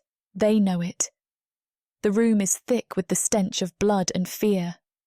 My heart pounds in my chest, a wild primal beat. This is who I am now. This is what they've made me. The whip falls again, and again, and again. Their screams fill the air, a chorus of agony that feeds the darkness inside me. I can feel it growing, consuming me. But I don't stop. I can't. Not until they're all gone. Not until Marielle is avenged. "Narina." The voice cuts through the haze of rage, sharp and commanding. I turn, the whip still clutched in my hand. Dazirus stands in the doorway, his crimson eyes burning into mine. "What are you doing?" he asks, his voice a low growl. I meet his gaze, unflinching. What needs to be done? Suddenly, a strong hand grabs my wrist, stopping the next strike mid-air. My breath catches in my throat as I look up, meeting Dazirus's crimson gaze. His face is calm, but his eyes are intense as they flicker from the Dark Elves to my bloodied hands. His grip tightens slightly, but it's not out of anger. "Enough," he says softly, his voice cutting through my haze of fury. My heart races, my chest heaving from exertion and emotion. What will Dazirus do now? Will he punish me? I try to pull my wrist free, but his grip is like iron. "Let go of me," I growl, my voice low and dangerous. He raises an eyebrow, a smirk playing at the corners of his mouth. "Or what? You'll whip me too?" I glare at him, my breath coming in ragged gasps. "I might," I snap, though I know it's an empty threat. Dazirus chuckles, his grip loosening slightly. My heart races, chest heaving from exertion and emotion as I stare into Dazirus's crimson eyes. What will he do to me now? Punish me for my outburst? Or something else? A shiver runs down my spine at the thought. Either way, I anticipate the answer. Orcs. Gargoyles. Vampires. Ice monsters. Demons of the dark. These beasts seek war, destruction, and power. And there's only one thing that can tame them. Love. This is your chance to get the uncut and unabridged audiobook bundle. No detail is spared. Use discount code YouTube30 for an additional 30% off of the already discounted price. Go to worldsofprotheka.com. Get access to countless audiobooks and discounted bundles where I talk you through every last scene. Protheka's magic is eternal. Audio bundles will make it immersive.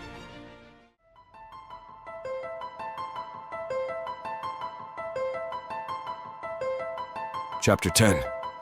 Dazirus. I feel the onlooking demons fall into a tense silence, my eyes never leaving Narina's bloodied hands. "Sit," I command, gesturing to a bench nearby. She hesitates, defiance flashing in her eyes. I suppress a smirk. Even battered and bleeding, she's got fire. "It wasn't a request, little one." Narina sinks into the chair, her gaze darting around the room. I crouch before her, gently taking her hands in mine. The sight of her wounds stirs something deep within me. Is this because of the contract? I expected to feel the bond, but not like this. Her pain tugs at me, an alien sensation that both intrigues and unsettles me. I bring her hand to my lips, brushing a soft kiss against her torn flesh. My warm breath ghosts over her skin as I inhale her scent. Blood, sweat, and something uniquely her. My tongue darts out, tasting the metallic tang of her blood. A shiver runs through me as my saliva begins to heal her wounds. "Stop," she murmurs, trying to pull away. Her voice is quiet, laced with discomfort. Whether it's from the intimacy of the act or the lingering presence of other demons, I can't tell. I tighten my grip, just enough to keep her in place. My eyes lock onto hers, holding her gaze captive. "You're hurt," I say simply, my voice low and smooth. Something raw flickers in my chest as I stare into those emerald depths. Desire, yes, that's familiar enough. But there's something else, something deeper that I can't quite name. It both excites and terrifies me.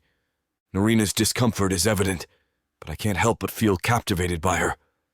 The way she fights, the strength she's gained, it intrigues me. When she finally pulls her hand away, there's a brief moment of awkward tension. She looks around, clearly uncomfortable with the attention of the onlookers. I decide to break the tension, grabbing her hand again, my grip firm but not forceful. "Come," I say. "Walk with me." She frowns, pulling back slightly. I don't have time for a walk. I need to find my sister. I smile, that mischievous glint returning to my eyes. You'll find her soon enough. But first, we walk. Narina hesitates for a moment, but eventually relents, her frustration simmering beneath the surface. She allows me to lead her through the hallways of the mansion. "Where are we going?" she asks, her voice tight with impatience. "Somewhere more private," I reply, my thumb brushing against her hand. Her skin is soft, a stark contrast to the rough calluses on my own. "You've got a lot to learn, little one. I can't have you whipping every dark elf you come across." She scoffs. "They deserve it." "Maybe," I concede, "but there's a time and place for everything. You can't just lash out whenever you feel like it." Narina falls silent, her brow furrowed in thought. I can see the wheels turning in her head, the struggle between her desire for revenge and the practicality of my words. I lead Narina through the winding corridors of my mansion, feeling her tense presence beside me. The silence between us is thick with unspoken thoughts and barely contained impatience. I decide to break it, hoping to distract her from her single-minded focus. "You know, life as a demon lord isn't as exotic as you might imagine," I begin, watching her reaction from the corner of my eye.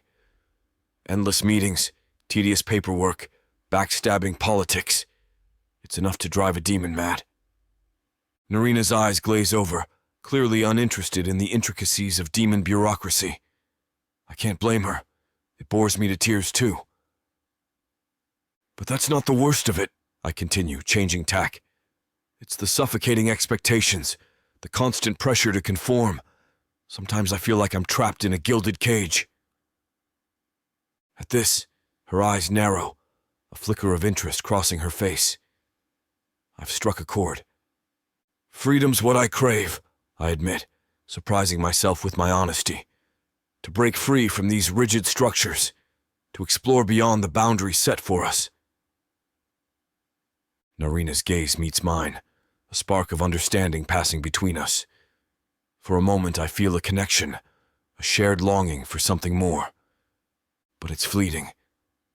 Her eyes soon cloud over again, her mind clearly drifting back to her sister and her quest for vengeance. "Fascinating," she mutters, her tone flat and disinterested. I can't help but smirk at her poor attempt at politeness. Her impatience is palpable, radiating off her in waves. Yet, I find myself oddly charmed by her directness, her unwavering focus. "You're not much for small talk, are you?" I tease, hoping to draw her out. "No," she replies curtly, her gaze fixed ahead. I chuckle, both amused and intrigued by her bluntness. This human continues to surprise me at every turn. I decide to change tactics, realizing that my attempts at small talk aren't getting me anywhere with Narina. Her sister seems to be the key to unlocking her, so I pivot our conversation in that direction. "Tell me about your sister," I say, my voice softer than before. "What was she like?" Narina's steps falter for a moment, her eyes widening slightly at the unexpected question. She hesitates, and I can see the internal struggle playing out on her face. Finally, she speaks, her voice barely above a whisper. "Claudia. She was always so patient with me." A ghost of a smile touches her lips, and I find myself captivated by this rare display of vulnerability. "I remember this one time, when I was younger, she taught me how to braid flowers together to make a crown." As Narina speaks, her eyes take on a distant look, as if she's reliving the memory. "We spent hours in this meadow near our village, picking wildflowers. Claudia showed me how to weave the stems together, her fingers moving so gracefully. I kept messing up, but she never got frustrated." I watch her closely as she talks, noticing how her body relaxes slightly, how her voice takes on a softer quality. It's like she's shedding years of pain and hardship, if only for a moment. When we finished, she placed the crown on my head and called me her little forest princess. Narina's voice cracks slightly, and I resist the urge to reach out and comfort her. "I felt so special, so loved." As I listen to her story, a realization dawns on me. Narina isn't just searching for her sister, She's chasing after a piece of her lost innocence. She believes that finding Claudia will somehow restore the purity and simplicity of those moments from her childhood. A pang of something unfamiliar. Is it pity? Shoots through me. I know, with the certainty that comes from centuries of existence, that such a thing is impossible. Once innocence is lost, it can never truly be reclaimed. The Narina who wore that flower crown is gone, replaced by the fierce, vengeful woman walking beside me. I watch Narina as she finishes her story, her eyes still distant, lost in memories of a simpler time. The longing in her voice is palpable, and it stirs something within me, a feeling I'm not quite sure how to name. As a demon, I understand the thirst for vengeance all too well. It's a hunger that never truly abates, a fire that consumes everything in its path.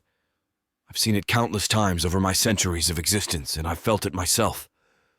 But I've also learned that revenge is a dish that never truly satisfies. The more you get, the more you want.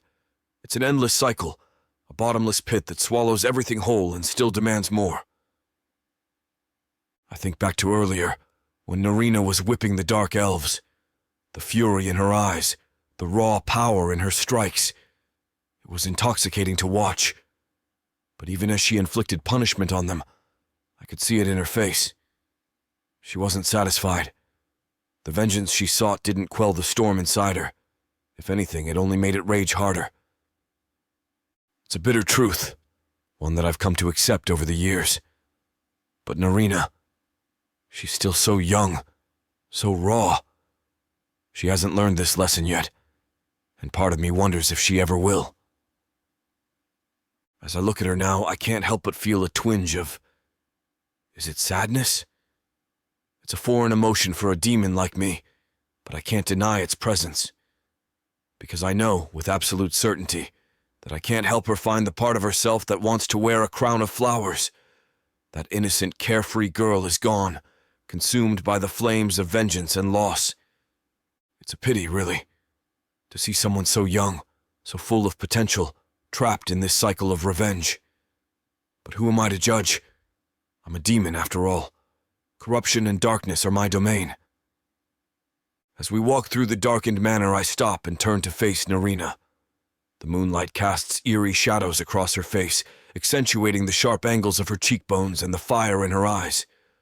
I'm struck again by how captivating she is, this human who's managed to surprise me at every turn. You're more than I expected, Narina, I say, my voice low and serious. She frowns, clearly taken aback by my sudden change in tone. Her eyes narrow slightly, searching my face for any hint of mockery or deception. What do you mean? I step closer, feeling the heat radiating from her body. The scent of her, a mix of blood, sweat, and something uniquely her, fills my nostrils. My eyes meet hers, and I can see the moonlight reflected in their depths. You'll see, I murmur, my words hanging in the air between us. Chapter 11. Narina. The aroma of roasted meat and spices wafts up from the plate before me, stirring memories I'd rather forget. My stomach growls, betraying my hunger, but I can't bring myself to pick up the fork. You didn't have to do this, I mutter, unable to meet Dazirus's gaze. He leans back in his chair, his crimson eyes never leaving my face. Consider it part of our arrangement. I need you at full strength. I clench my fists under the table. His kindness feels like a trap, each gesture of goodwill another link in the chain binding me to him. I'd rather he treat me like the prisoner I am. I'm not hungry, I lie, pushing the plate away. Dazirus sighs, a hint of frustration creeping into his voice. Starving yourself won't help you find your sister any faster. The mention of Claudia sends a jolt through me. I look up, meeting his eyes for the first time since sitting down. When are we going to start looking for her?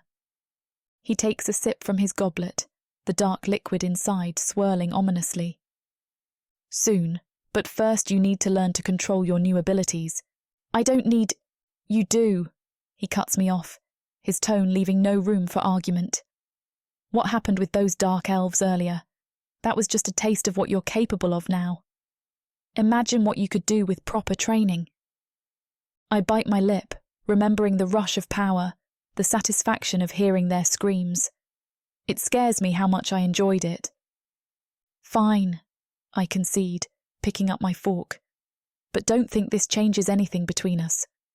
I'm here for one reason only, to find my sister and get my revenge. Dazirus smirks, raising his glass in a mock toast. Of course. I push the food around on my plate, the weight of Marielle's memory crushing my appetite. Every second I spend here, safe and comfortable, feels like a betrayal. My chest tightens, guilt and anger warring inside me. I can't take it anymore. The fork clatters against the plate as I set it down. I need to find my sister. I blurt out, my voice sharp enough to cut. I can't wait any longer. Dazirus doesn't even flinch at my outburst. He leans back, those unnerving crimson eyes studying me like I'm some fascinating specimen. It's not that simple, he says, infuriatingly calm. Saturus lives in a remote part of Glacies. You can't just walk there.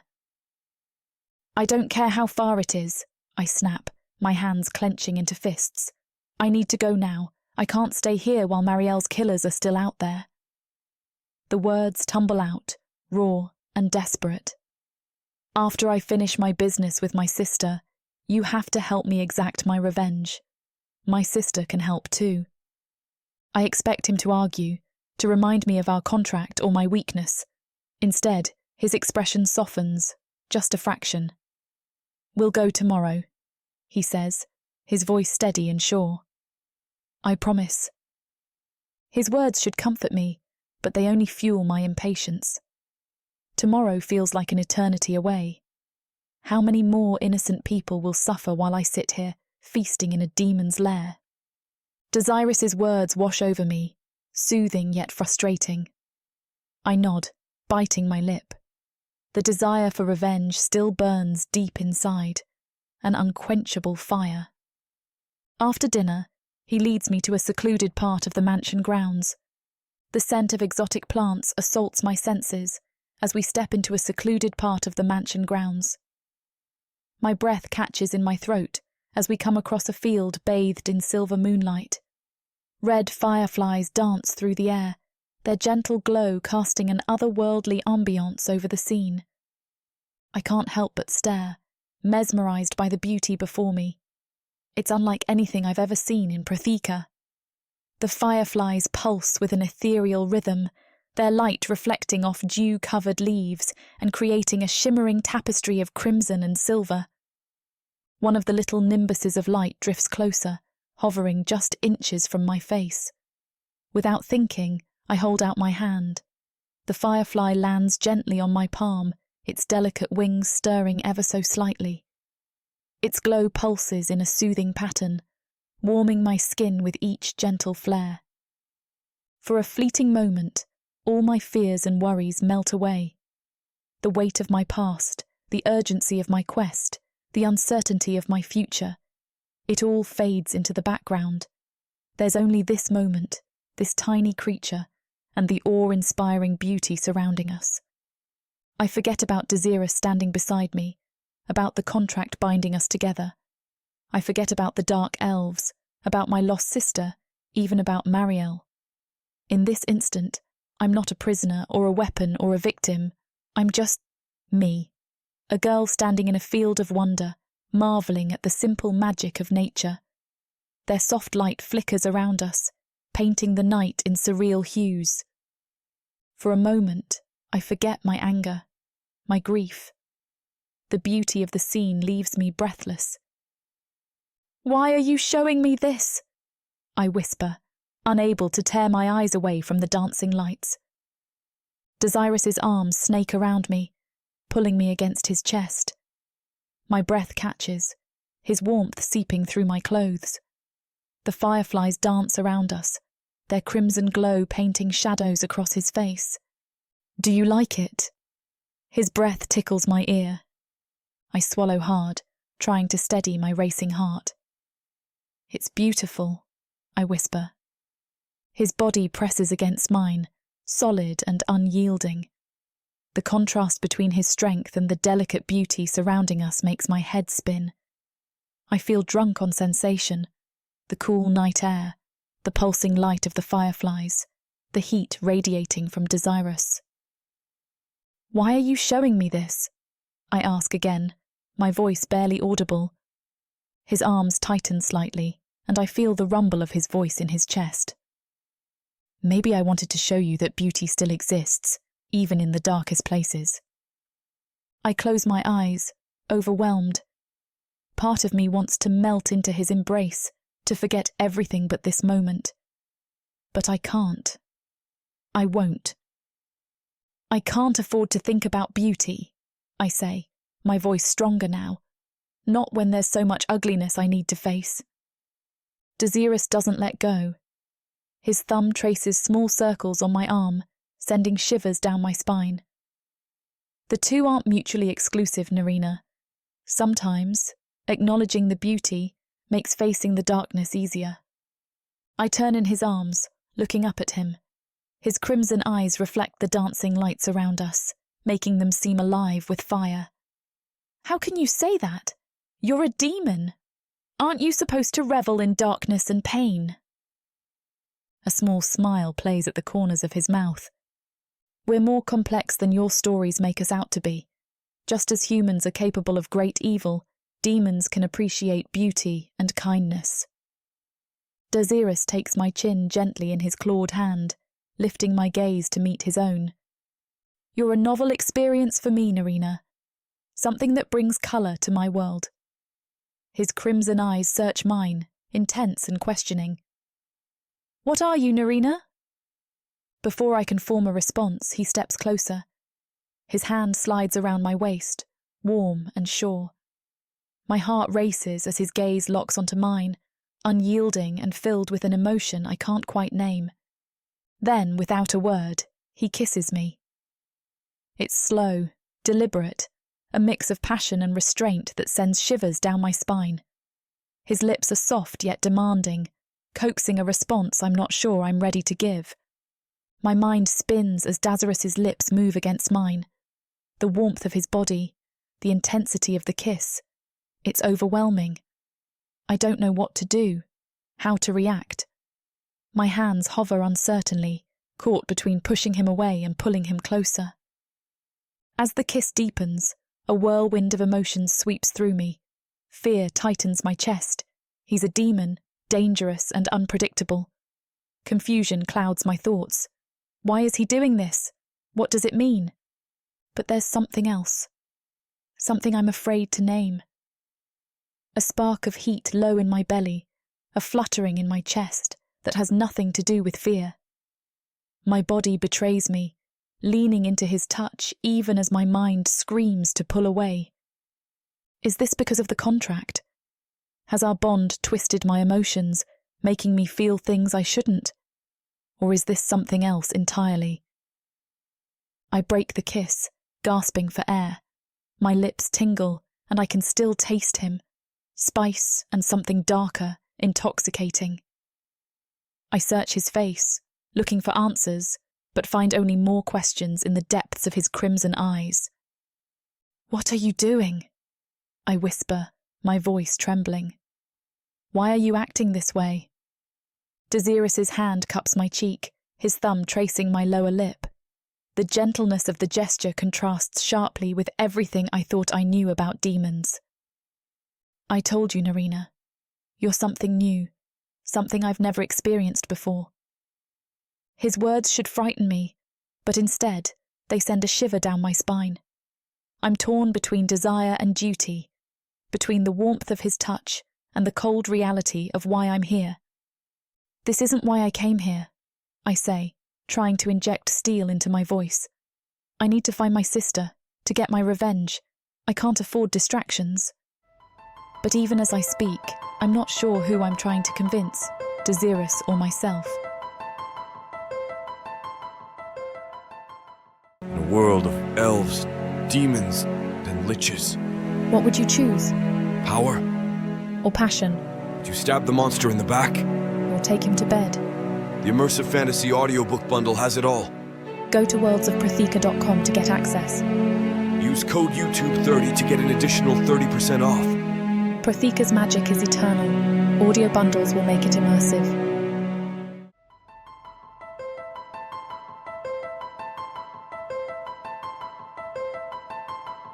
Chapter 12.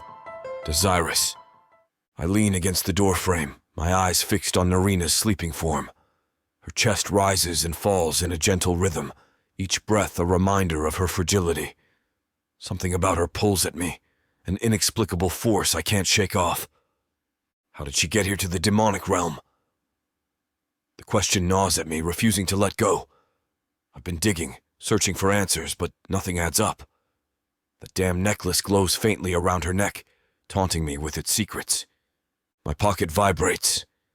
I pull out my communication crystal, scanning the message from my informant. My eyes narrow as I read the words. By the hellspawn, I mutter under my breath. Days of research have led to this. The necklace isn't just some trinket, it's an ancient artifact. I stare at the message, my mind reeling. 5,000 years old? That's ancient, even by demon standards. My fingers tighten around the crystal, knuckles turning white. The necklace glows softly in the dim light, innocuous at first glance. But now? Now it's a ticking time bomb around Narina's neck. Damnation, I mutter, running a hand through my hair. A low-ranking demon creating something this powerful out of spite? It's almost laughable. Almost. But I've seen what desperation and anger can do. I move closer to Narina's sleeping form, my eyes fixed on the artifact. The urge to rip it off her neck is overwhelming, but I hold back. Who knows what kind of safeguards that spiteful bastard put in place? The legend echoes in my mind. A demon smith, obsessed with a noble demoness, crafting this to bind her to him forever. My stomach churns. What kind of twisted magic is woven into its very essence? I've seen countless magical items in my time, but this is on another level entirely. The power radiating from it is subtle, insidious. It makes my skin crawl. And its purpose? To control a demon. My jaw clenches as I process this information. Is that why she's here? To enslave me? But she seemed so lost, so desperate when I found her. Could it all have been an act? I rake a hand through my hair, frustration building in my chest. This doesn't make sense. If she wanted to control me, why hasn't she tried? Why go through all this? My eyes drift back to Narina, studying her face. She looks peaceful, vulnerable, not like someone plotting to enslave a demon. But appearances can be deceiving. I've lived long enough to know that. My eyes narrow as I process the information. Take control of a demon? Is this why I feel strangely drawn to her? Is this artifact manipulating my emotions?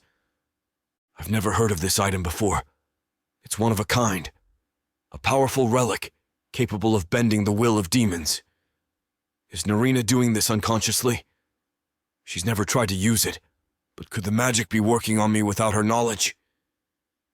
I step closer to the bed, my eyes fixed on the necklace.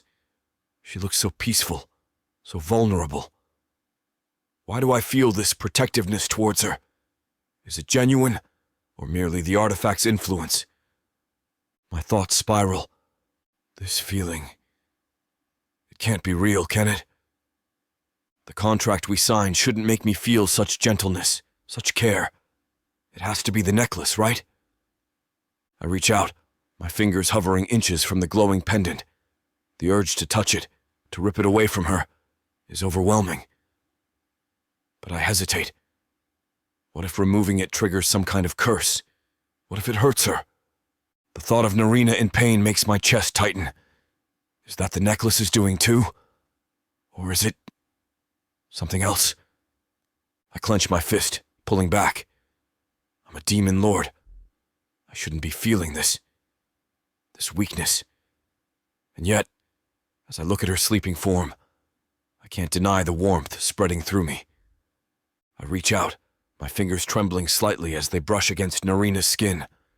The necklace comes loose easily, its chain sliding across her neck. She stirs, a soft murmur escaping her lips, but doesn't wake. My breath catches in my throat as I hold the glowing artifact in my palm. Its power pulses faintly, a subtle throb against my skin. I can feel the magic within, ancient and potent. My fingers close around it, gripping tightly. I should crush it, destroy this dangerous relic before it can cause any more harm. But as I start to squeeze, something stops me. A hesitation, a doubt. What if destroying it triggers some unforeseen consequence? What if it hurts Narina? The thought makes my chest tighten uncomfortably. I can't do it. I can't bring myself to crush this damn thing. I take a deep breath, centering myself. If I can't destroy it, I'll have to contain it. I focus my demonic powers, weaving a complex seal around the necklace. The magic fights me, resisting, but I'm stronger. Slowly, I feel its power receding, locked away behind my barriers. With a sigh of relief, I tuck the now dormant necklace into my cloak. It's not a perfect solution, but it'll have to do for now. I look back at Narina, still sleeping peacefully. Now, let's see if these feelings fade, I mutter to myself. I turn to leave, but something stops me. My gaze is drawn back to Narina, lying there without the necklace. I should go, but my feet won't move. Instead, I find myself climbing into bed beside her. Narina stirs, her eyes fluttering open. Confusion clouds her features as she registers my presence. "What are you doing?" she asks, her voice thick with sleep. I can't help but smirk as I pull her close, my arms snaking around her waist. The warmth of her body against mine sends a thrill through me. "I want to sleep with you," I say casually, trying to mask the strange emotions swirling inside me. Nothing beats having someone beside me. I feel her stiffen in my arms, clearly uncomfortable with our sudden proximity. "But—" she starts to protest. I cut her off, my voice dropping low and commanding. "You're mine. You can't refuse." The words come out harsher than I intend, but I can't take them back now. Narina stiffens against me, her body tense and unyielding. I expect her to fight, to push me away, but she doesn't. She just stays there, rigid in my arms. I hold my breath, waiting. Slowly, almost imperceptibly, she begins to relax. The tension ebbs from her muscles, her breathing steadies. I feel her body soften, molding against mine. It's unexpected, pleasant. I release the breath I've been holding, careful not to disturb her. My hand moves of its own accord, fingers threading through her soft hair. The silky strands slip between my fingers, and I find myself mesmerized by the sensation. A sigh escapes me, unbidden. This is different. New. In all my years, I've never just slept with a woman. Sex, yes, countless times. But this quiet intimacy, it's foreign territory. I've taken countless women to my bed, used them for pleasure, and discarded them just as quickly. But lying here, simply holding Narina, feeling the steady rise and fall of her chest against mine, it's oddly satisfying. My fingers continue their gentle exploration of her hair, tracing patterns on her scalp. She shifts slightly, nestling closer. The scent of her fills my nostrils, a mix of earth and something uniquely her. It's intoxicating. I find myself studying her face in the dim light, the curve of her cheek, the slight part of her lips as she breathes. Without the necklace, without its influence, I expected these feelings to fade. But they haven't. If anything, they've intensified. It's unsettling. Demons aren't supposed to feel this way. We take what we want, when we want it. We don't cuddle. And yet here I am, holding this human woman like she's the most precious thing in the world. I should be disgusted with myself. I should push her away, assert my dominance. But I don't. I can't. Instead, I pull her closer, burying my face in her hair and inhaling deeply. As I hold Narina close, an unexpected wave of comfort washes over me. My body relaxes into hers, tension melting away. It's a foreign sensation, this ease. In all my centuries, I've never felt quite like this. "Go to sleep," I murmur, my grip tightening slightly. But even as my eyes close, my mind refuses to quiet. Questions swirl, relentless and maddening. Why do I still feel this way? The necklace is gone, its influence sealed away. So why does this warmth persist? I try to focus on Narina's steady breathing, the soft rhythm of her heartbeat against my chest. It should be just another sound, meaningless. Instead, it's soothing, almost hypnotic. Doubt gnaws at me. What is real here? What's left over from the artifact's influence? I don't know anymore, and that uncertainty is maddening. I've lived for centuries, confident in my understanding of the world, of myself. Now I'm adrift, caught between what I've always known and these new, unsettling feelings. My fingers absently trace patterns on Narina's skin. She sighs in her sleep, nestling closer. The simple action sends a jolt through me, equal parts comfort and confusion. The sleep begins to claim me. One last thought echoes. What have I gotten myself into? Chapter 13. Narina. Eerie shapes loom in the half-shadows shrouding my path as I flee through the forest. Dark elf arrows whiz past, missing me by a hair's breadth. Mariel's cries of agony linger in my ears long after I can no longer hear them. I have to find Claudia. She's the only one who can help me. As I race through the dense trees, everything twists and deforms. All of the sudden, it's not verdant green, but the onyx black of Dazirus's castle that I flee through. Dazirus stands, implacable, looking out into the distance. I come up and clutch at his shoulder, begging him to show me Claudia. "Certainly. How do your people say it? A deal's a deal. You gave me your soul, and now you can have your sister." He points to the end of the hallway. Framed in sunlight, I see Claudia. I can't see her face, but I know it's her. I race up and grab her by the shoulder. "Claudia, I've found you at last." My voice trails off when Claudia turns to me, only it's not Claudia. Not anymore. Hideous scales bump and bubble up from her once smooth skin, and her eyes glow a sickly, sinister yellow. Her hand grabs my throat, and I cry out in anguish. Sitting bolt upright, I realise that I'm alone, in Dazirus's bed. I was dreaming, or more aptly, having a nightmare. My fingers grope at my neck, searching for the familiar weight of the necklace. It's gone. Panic floods my chest as I bolt upright, heart pounding. "No, no, no," I mutter, frantically patting the sheets around me. Nothing. I leap out of bed, shaking out my clothes from yesterday. Still nothing. Damn. That necklace was my only link to this realm, to Claudia. Without it.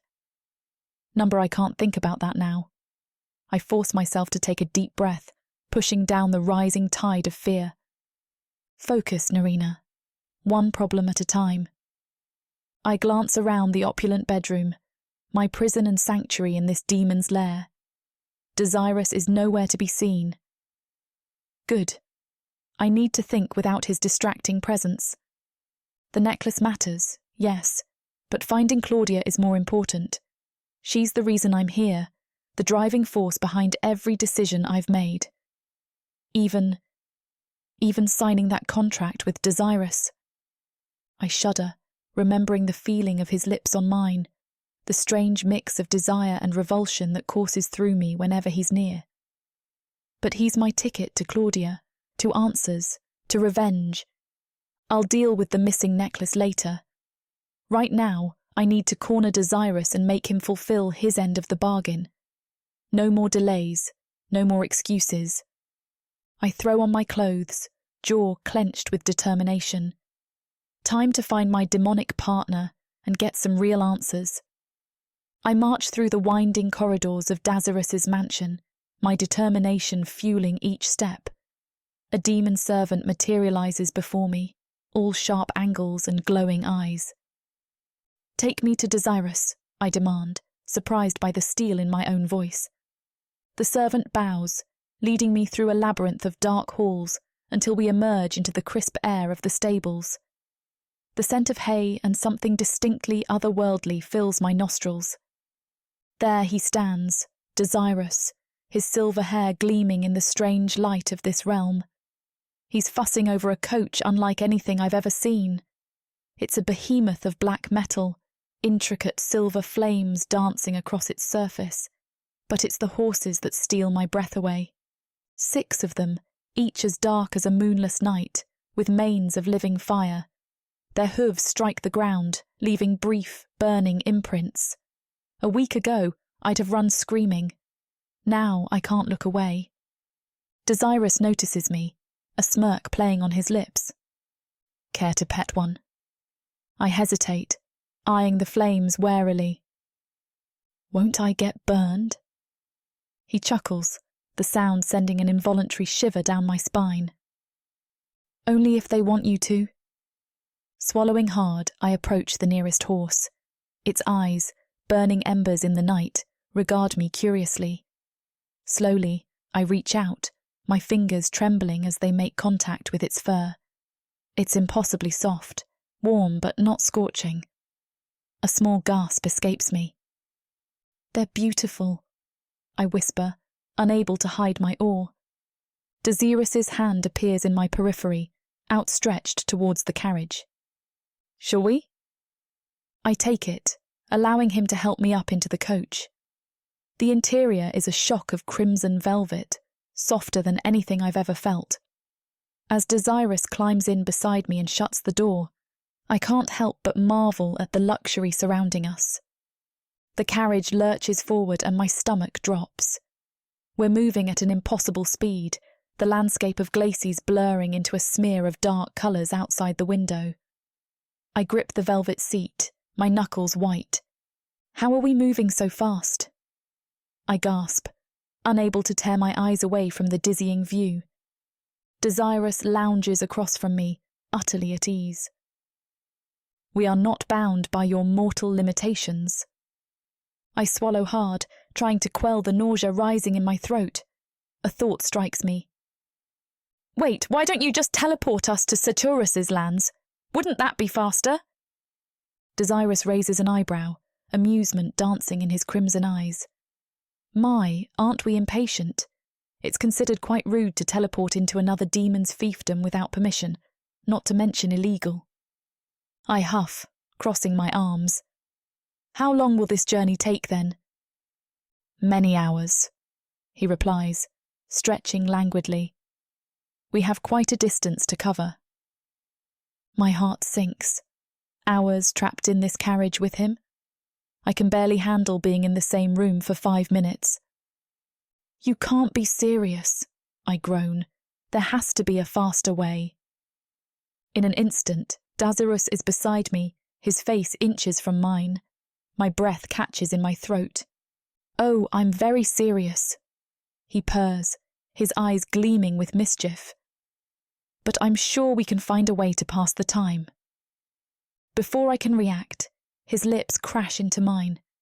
The kiss is fierce, hungry, stealing the air from my lungs. My mind screams at me to push him away, but my traitorous body responds, heat blooming in my chest. I smooth down my dress, fingers trembling as I try to erase the evidence of our activities. Dazirus' hand remains on my thigh, a possessive weight that both thrills and unnerves me. His claws flex, pricking my skin through the fabric, a reminder of what he is, of what I've become entangled with. "Don't tell him we're coming," I say, my voice steadier than I feel. "I want to surprise Claudia." Dazirus raises an eyebrow but nods. "As you wish." The carriage slows, and my heart races. This is it. After all this time, all the pain and sacrifice, I'll finally see Claudia again. And there she is, My breath catches. Claudia sits on a bench, her golden hair shimmering in the strange light of this realm. She's braiding the hair of a young demon girl, her fingers moving with practiced ease. The sight doesn't make sense. The girl can't be Claudia's, and yet... I lean closer to the window, drinking in the scene. Claudia's face is relaxed, a small smile playing on her lips. She looks happy, content. It's an expression I haven't seen on her face in years. Movement catches my eye. A tall, imposing figure approaches. Dazirus. My fingers curl into fists, ready to leap out and confront him. But then he does something unexpected. He leans down and kisses Claudia. It's not rough or demanding, but gentle, loving. Claudia's smile widens as she returns the kiss. My heart shatters. This can't be real. It has to be some cruel illusion, a trick of this demon realm. But as I watch them share that intimate moment, a cold realization settles in my gut. Claudia isn't a prisoner. She's not being held against her will. She's happy here. My vision blurs as tears well up, distorting the idyllic scene before me. Claudia, my sister, the one I've searched for endlessly, sits there looking content, happy, as if she's found a new life, a better one that doesn't include me.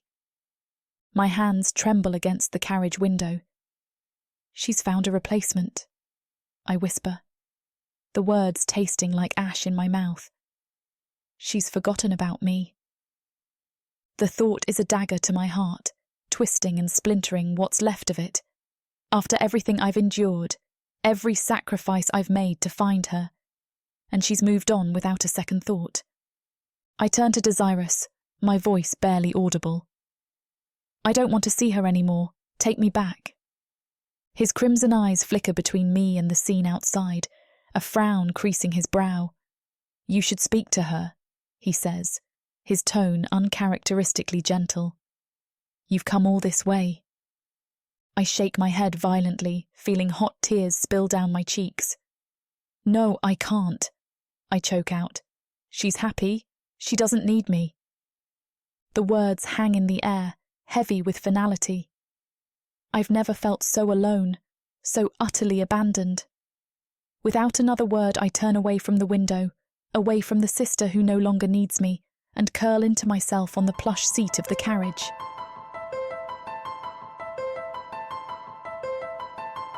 Chapter 14. Dazirus. I watch Narina from the corner of my eye as our coach rumbles back towards my mansion. Her shoulders slump, eyes vacant. The sight of her like this, it twists something inside me. Uncomfortable. Alien. I've seen countless souls in despair. Humans, demons. Their anguish usually amuses me. But this feels different. Wrong. My hand instinctively reaches for the sealed necklace in my pocket. The artifact's magic is contained, dormant. Yet these emotions persist, gnawing at me. Narina, are you well? Is there anything you need? I ask, my voice gruffer than intended. Narina doesn't respond, just keeps staring out the window, lost in her own world of pain. I clench my jaw, frustrated by my own concern. I should not care about the feelings of some human girl. But as I watch a tear silently track down her cheek, that heavy feeling in my chest intensifies. I want to reach out, to comfort her somehow. The urge is so strong it startles me. She's not wearing the necklace anymore, I think, frowning. So why do I feel this way? The question haunts me as we ride in silence. Could these emotions be real? Not just some magical influence, but genuine feelings? The very idea is absurd, terrifying even. I'm not supposed to care. I'm not supposed to feel this. Protective. Yet here I am, my thoughts consumed by her pain, desperate to find some way to ease it. As soon as we return to the mansion, Narina mumbles something about being tired and retreats to her room. I watch her go, an unfamiliar ache in my chest. Shaking it off, I stride to my study. Paperwork. The bane of my existence, but right now, a welcome distraction. I bury myself in reports and ledgers, determined to focus on anything but her. Hours pass. The words blur together, my mind wandering. Narina's tear-stained face, the devastation in her eyes. Why can't I shake these images? Night deepens.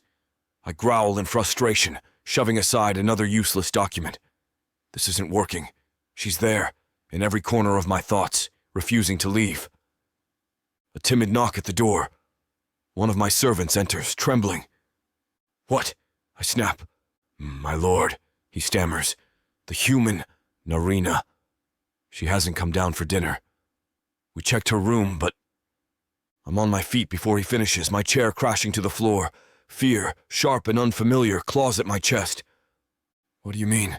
She's not in her room. My voice is low, dangerous. The servant cowers. No one's seen her, my lord. For hours. The world tilts. Narina. Missing. The thought sends ice through my veins. I grab the servant's collar, hauling him close. Find her! I snarl. Now! I storm through the mansion, my footsteps echoing off cold stone walls. Every room, every corner, empty. No Narina. I snarl, slamming my fist into a nearby pillar. The stone cracks. I barely notice. Where is she? The question pounds in my head, relentless as a war drum. My chest tightens with each passing moment. This feeling, it's foreign, unsettling. I've never felt so helpless. I burst into the library, hoping against hope to find her curled up with a book. Nothing. Just rows of silent tomes, mocking me with their stillness. I stand in the empty library, my eyes drawn to the spot where Narina first marveled at my collection. The memory hits me like a physical blow. Her eyes had widened, sparkling with wonder as she took in the rows upon rows of leather-bound tomes. There are so many, she'd whispered, her fingers trailing reverently over the spines. I'd felt proud, eager to impress her further. You can read any of them, I told her, relishing the way her face lit up with joy. That light in her eyes. It haunts me now, making me feel weak in a way I've never experienced before. For 3 centuries I've pursued power relentlessly. More potent spells, deadlier weapons, higher positions in demon society. I've achieved so much, clawed my way to the top. But now I realize none of it means a thing without her to share it with. Seeing my world through Narina's eyes has changed everything. The beauty I'd overlooked, dismissed as inconsequential. It's everywhere. In the way sunlight filters through stained glass windows, in the intricate patterns carved into stone pillars, in the soft glow of fireflies at twilight. Those fireflies. Before Narina, they were just insects. Pests, really.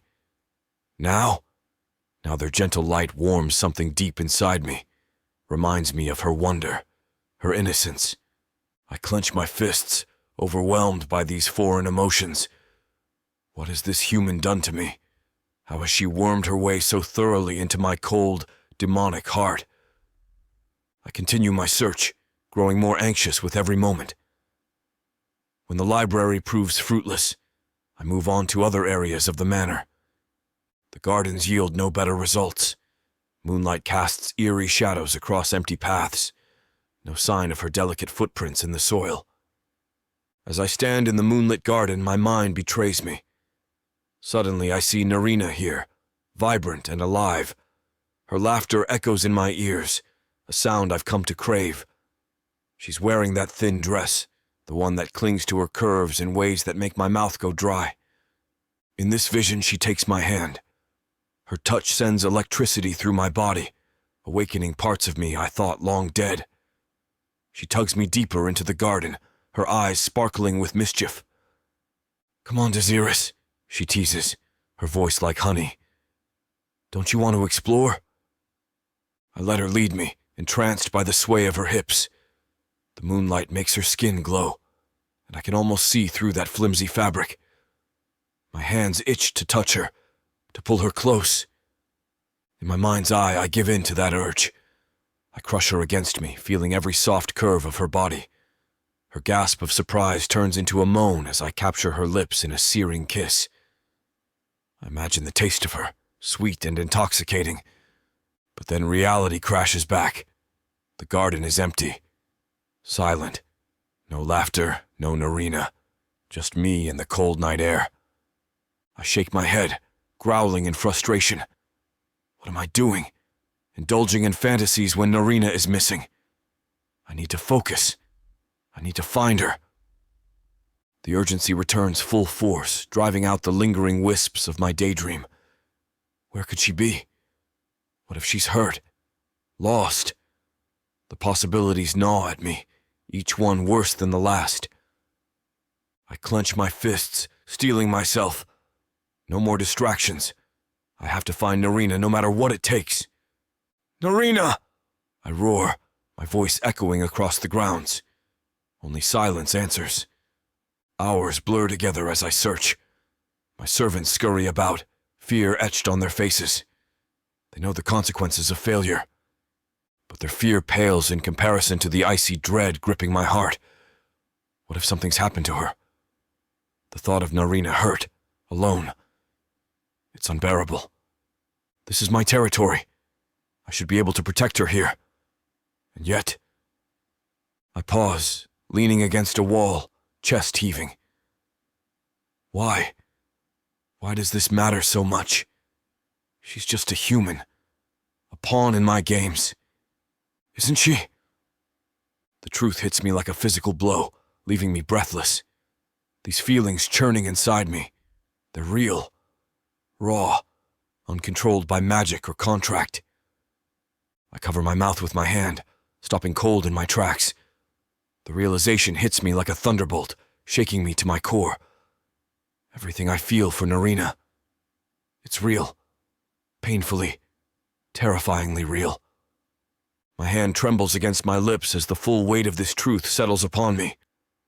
I'm not just searching for some human I've contracted with, or even a favored slave I've taken a fancy to.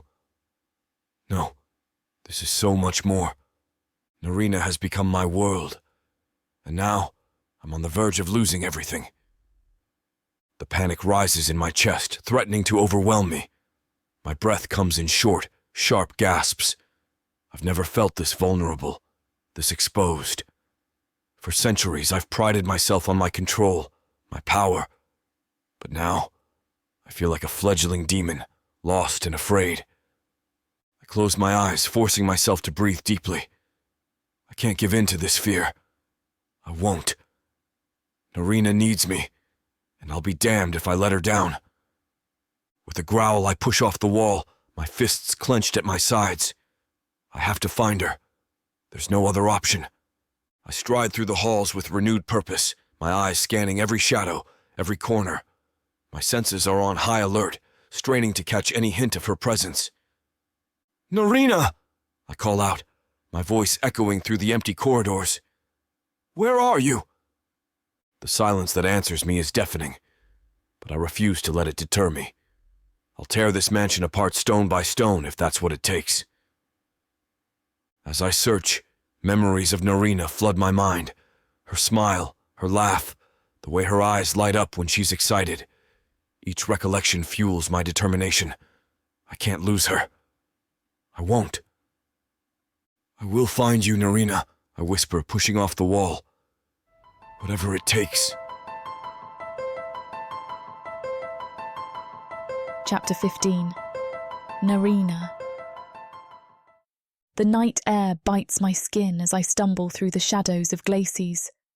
My feet carry me forward, but my mind remains trapped in that moment. Claudia's smile, her contentment, the family she's built without me. I clutch my arms, trying to hold myself together. The image of her braiding that demon child's hair burns behind my eyelids. How could she forget me so easily? Replace me? My mind replays memories of Claudia and me, huddled together in our tiny village home, whispering secrets and dreams in the dark. We were all each other had, two sisters against the world. I'll always protect you, I'd promised her. But now, I stumble, catching myself on a gnarled tree trunk. Its rough bark bites into my palm, grounding me in this harsh reality. Claudia doesn't need my protection anymore. She's found a new family, a new life. For 2 years, I've clung to the hope of our reunion. I imagined tears, laughter, long embraces. I pictured us picking up right where we left off, as if no time had passed. How naive I've been. Of course she moved on. What did I expect? That she'd put her life on hold, waiting for me. The guilt gnaws at my insides. Shouldn't I be happy for her? She looks content, loved. Isn't that what I've always wanted for her? But a selfish part of me aches. I wanted to be the one to give her that happiness. I wanted to be irreplaceable. My legs give out and I sink to the cold ground. Would it really have been better if she'd suffered these past 2 years, longing for me as I longed for her? The thought makes me sick with shame. I press my forehead to my knees, squeezing my eyes shut against the tears that threaten to fall. My heart feels hollow, a cavern echoing with loss and regret. A sob escapes my throat, raw and painful. I'd imagined our reunion 1,000 times. Tears, hugs, explanations. Not this. Not her happiness without me. My steps quicken, as if I could outrun the ache in my chest. But it follows, relentless. And then there's Dazirus. His kindness, his gentle touches. They confuse me. He's a demon. I should fear him, hate him even. So why does my heart race when he's near? Why do I crave his presence? I shake my head, trying to clear it. Focus, Narina, I mutter. But on what? My sister doesn't need me. My revenge feels hollow now. And Dazirus. I stop, realizing I've wandered farther than intended. The estate looms in the distance, a dark silhouette against the night sky. I should go back, but my feet refuse to move. What am I doing here? In this realm of demons and darkness. I'm lost, more alone than ever. I blink, suddenly aware of my surroundings. The familiar path has vanished, replaced by uneven ground and twisted roots. My heart pounds against my ribs. How long have I been walking? Where am I? Dazirus? I call out, my voice small and uncertain in the oppressive silence. No answer comes. I spin around, trying to retrace my steps, but every direction looks the same. A maze of gnarled trees and shadows. The estate is nowhere in sight. Panic claws at my throat. I'm lost, I whisper, the words tasting bitter on my tongue. The trees seem to close in, their branches reaching for me like grasping fingers. The air grows thick and heavy, pressing down on my chest. Each breath comes faster, shallower. What should I do? Run? Stay put? Call for help? But who would hear me in this forsaken place? I wrap my arms around myself, trying to ward off the chill that seeps into my bones. This isn't the glacies I've come to know. This feels wrong, dangerous. My eyes dart from shadow to shadow, imagining threats lurking just out of sight. Are there creatures in these woods? Demons that would prey on a lost human? I take a tentative step forward, then another. My foot catches on an exposed root, and I stumble, barely catching myself. The ground beneath me feels treacherous, ready to trip me at any moment. Think, Narina, I mutter, forcing myself to take a deep breath. You've survived worse than this. But have I? At least in Protheka, I knew the terrain, the dangers. Here, in this alien realm, I'm truly alone and vulnerable. The weight of my situation crashes down on me. No sister to rely on, no Mariel to watch my back. Even Dazirus, with all his confusing kindness, is beyond my reach now. I'm utterly, terrifyingly alone. Suddenly, a low growl cuts through the silence. I freeze, my blood turning cold. 3 demons emerge from the shadows, their forms twisted and grotesque, nothing like Dazirus. These demons are evil incarnate, their eyes glowing with malice, their mouths curled into twisted grins. They surround me, their voices a chilling mix of laughter and growls.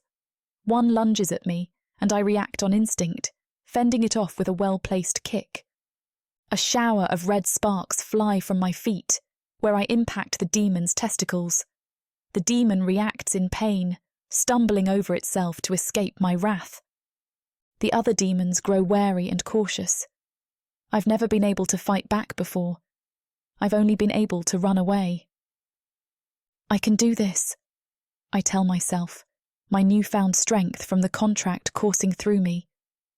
My heart pounds in my chest, but it's not just fear anymore. There's something else. A thrill, an excitement I've never felt before. The power thrums through my veins, electric and intoxicating. I clench my fists, feeling the energy crackling at my fingertips. The demons circle me, their eyes narrowed, reassessing their prey. But I'm not prey anymore. One demon, bolder than the rest, bares its fangs and charges. Time seems to slow. I see its claws reaching for me, but my body moves with a fluid grace I never knew I possessed. I sidestep, grabbing its arm and using its momentum to slam it into a nearby tree. The impact shakes the ground, and I stare at my hands in disbelief. Did I really just do that? The remaining 2 demons snarl, their earlier confidence replaced by uncertainty. They exchange glances, as if debating whether to continue this fight. I stand tall, my stance wide and ready. The fear is still there, a cold knot in my stomach, but it's overshadowed by something new, determination, power. For the first time in my life, I'm not helpless. I manage to strike one of the demons in the throat, a gurgled cry escaping its lips as it collapses. But the other 2 still circle me, their numbers advantage evident. One grabs me by the hair, yanking me back. I scream, my body twisting as I try to break free.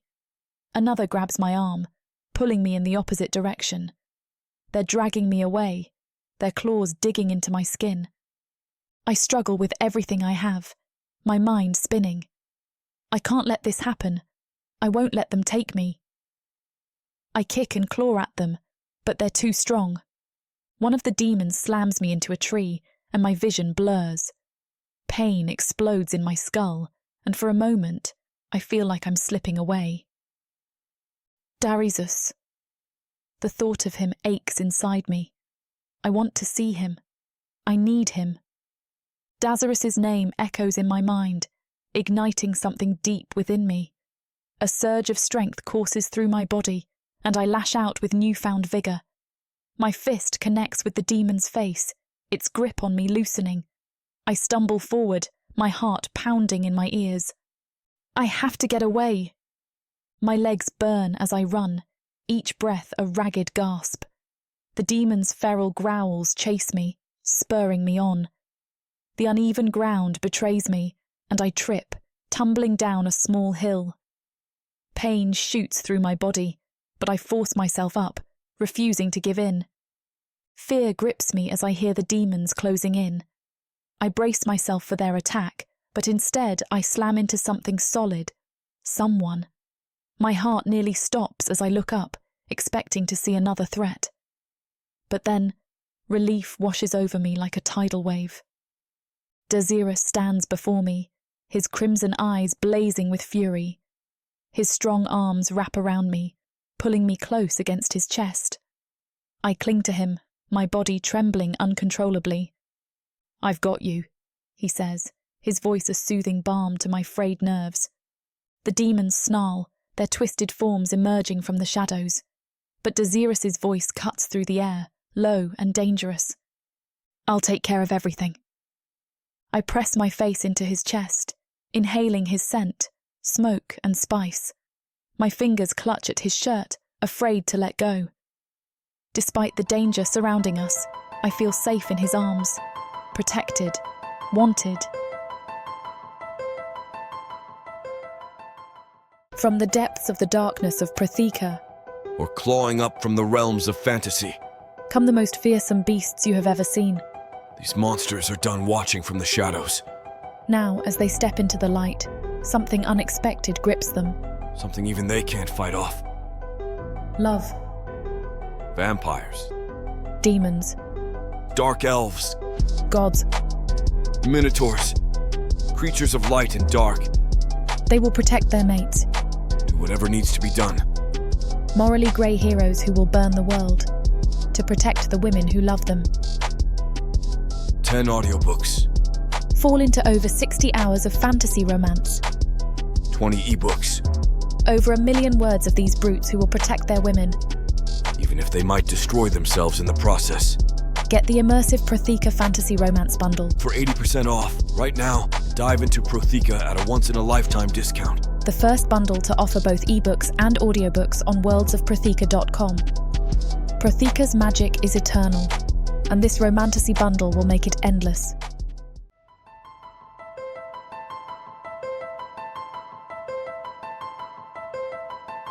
Chapter 16. Dazirus.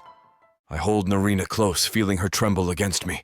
Her scent invades my senses, fear mixed with the alluring fragrance of her skin. The urge to keep her in my arms, to shield her from harm, is almost overpowering.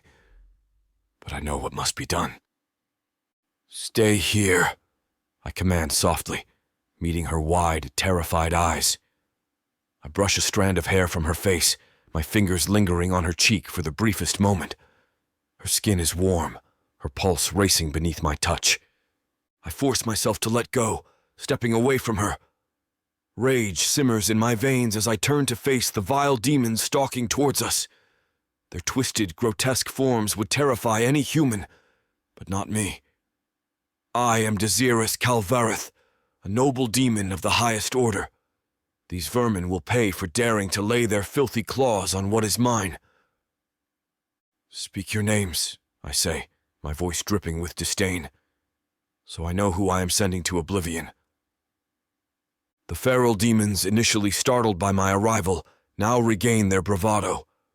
Their twisted forms shift and writhe, a grotesque display of misshapen limbs and razor-sharp claws. I feel Narina's fear radiating behind me, but I stand firm, my own rage building with each passing second.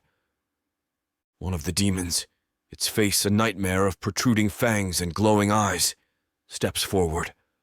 Its voice is a guttural growl, scraping against my ears like rusted metal. We will not be cowed by a soft noble who lives in a city like men do. We are true demons who live for the slaughter.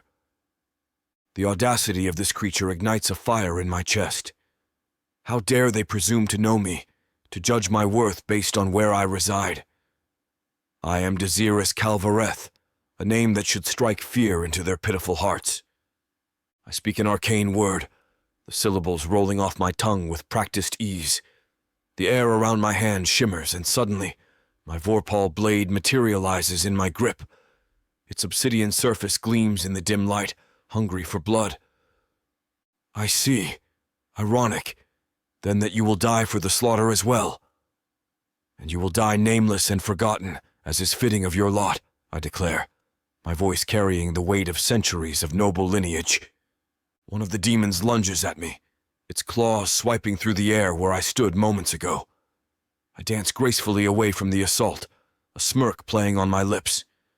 The creature roars in frustration, its eyes burning with fury. It attacks again and again, but each time its claws meet only air. I'm a shadow, always just out of reach. Come now, I taunt, my voice smooth and mocking. Is that the best you can do? The demon growls, its attacks becoming more frenzied, more desperate. But it's no use. I'm a noble demon, born and bred for battle. This creature is nothing more than a wild beast, all instinct and no skill. I watch its movements, waiting for the perfect moment. And then, with a single precise strike of my vorpal blade, I end the dance. The sword slices through the demon's flesh like butter, the obsidian blade glowing with satisfaction. I drop my guard, a conjured cloth appearing in my hand. I wipe the blood clean from my blade, my movements slow and deliberate. The demon reaches out as if to attack me again, but instead, it falls into two pieces, blood and intestines writhing out like a mass of worms. "Now you're completely beside yourself," I quip, a chuckle escaping my lips as I watch the creature's remains twitch and spasm on the ground. I turn to the other demons, my eyes gleaming with challenge. I turn, my satisfaction at dispatching the first demon quickly evaporating. The second feral creature has Narina in its grasp, using her as a shield. My blood boils at the sight of her terrified face, her body trembling against the demon's grotesque form. "Hand over the sword," the demon snarls, its claws digging into Narina's flesh. I keep my expression neutral, though inside I'm seething. Let go of her first. The demon's laugh is a harsh, grating sound. "I think not, noble fool." I consider my options, my mind racing. I can't risk Narina's safety, but I'm loath to give up my weapon. "Very well," I say smoothly. "We'll trade at the same time." The demon hesitates, its beady eyes narrowing with suspicion. Finally, it nods. I approach slowly, my grip on the Vorpal blade loosening. The demon pushes Narina towards me, and I catch her in my arms, inhaling her scent mixed with fear and relief. Simultaneously, I release my hold on the sword. The feral demon snatches it up, a triumphant gleam in its eyes. "You fool," it cackles. "Now I'll cut you in half with your own sword, and take your woman for my slave. For as long as she lasts, I tend to wear them out rather quickly." I stand there, unmoving, my face a mask of indifference. Inside, however, I'm smirking. This creature has no idea what it's dealing with. The demon's triumph turns to confusion, then anger at my lack of reaction. It lunges forward, swinging the Vorpal blade in a wild arc. But something's wrong. The sword trembles in its grasp, refusing to obey. Suddenly it twists, seemingly of its own accord. In a flash of obsidian, the blade slices through the air and through the demon's neck. Its head topples to the ground, followed by its body. I step forward, plucking the Vorpal blade from the air. I wipe it clean on the demon's corpse, a smirk playing on my lips. Some people should know to quit while they're still ahead. I turn to face Narina, my victorious smirk fading as I see her wide-eyed expression. The shock in her eyes hits me like a physical blow. Suddenly, I'm acutely aware of the blood dripping from my blade, the dismembered bodies littering the ground around us. The thrill of battle evaporates, replaced by a cold, sinking feeling in my gut. What have I done? In my rage to protect her, I've revealed the darkest, most brutal side of my nature. The side I've always tried to keep hidden from her. I search her face, hoping to find some sign of understanding, of acceptance, but all I see is fear and revulsion. My heart twists painfully in my chest. Of course she's disgusted. How could she not be? I've just slaughtered these demons without a second thought, reveling in their destruction. To her human sensibilities, I must seem like a monster. A chill runs through me as I realize I'm still in my true form. My wings are spread wide, my horns fully extended, my skin covered in scales. I'm every inch the demon I truly am, no longer hiding behind my more human-like appearance. I look down at my blood-stained hands, then back at Narina. The horror in her eyes is unmistakable now. She sees me for what I really am, a creature of darkness and violence, so far removed from her world of light and humanity. Shame and self-loathing wash over me. I turn away, unable to bear the weight of her gaze any longer. My voice comes out rough, filled with bitterness and regret. Don't look at me. I'm a monster. I stand frozen, shame and self-loathing coursing through me. But then, Narina's gentle touch on my face startles me. She turns me to face her, and before I can process what's happening, her lips press against mine. For a moment, I'm paralyzed. My mind reels, unable to comprehend this unexpected tenderness, But then, as if possessed by a will of its own, my body responds. My arms encircle her, pulling her close. I melt into the kiss, losing myself in the softness of her lips, the warmth of her body against mine. In this moment, all my doubts and confusion evaporate. The truth hits me with the force of a thunderbolt. I love her. It's not the contract, not the necklace. It's real, raw, and overwhelming. We break apart, both breathless. Without a word, we make our way back to the estate. Blood still stains my clothes and skin, a stark reminder of the violence we've just escaped. We walk in silence, but there's a new tension between us, an unspoken understanding that everything has changed. Inside the mansion, we head straight for the bathroom. I turn on the shower, watching as the water runs red, washing away the blood from my body. Narina steps in with me, her arms wrapping around my waist. Our bodies press together under the warm cascade, and I feel a surge of emotion so powerful it nearly brings me to my knees. I can't hold back anymore. Looking into her eyes, my heart pounding so hard I'm sure she can hear it, I finally speak. I thought I lost you today, I admit, my voice rough with emotion. I can't bear the thought of losing you. Narina remains silent, her gaze steady as I pour out my heart. The contract. None of that matters. I love you, Narina. I don't care if I'm a demon and you were once human. I want you by my side. Forever. She looks up at me, her eyes glistening with tears. I'm already bound to you, she whispers. Forever. Our lips meet again, and this time the kiss is filled with promise, with a future I never dared to imagine. Chapter 17. Narina. His arms cradle me, strong and sure, as he carries me to the bed. My heart pounds, a thunderous rhythm against my ribs. I can't believe this is happening. A demon, loving me. It seems impossible, and yet... I search Dazirus's eyes, seeking any hint of deception, but all I see is raw, honest emotion. My breath catches. It's real. He loves me. I love you too, I whisper, the words tumbling out before I can stop them. And I mean it. Somehow, against all odds, I've fallen for this demon. He lays me gently on the bed, his crimson gaze never leaving mine. I reach up, tracing the sharp line of his jaw. My fingers tremble slightly. I never thought... I start, then shake my head. I was so afraid at first. Of you, of this place. But now...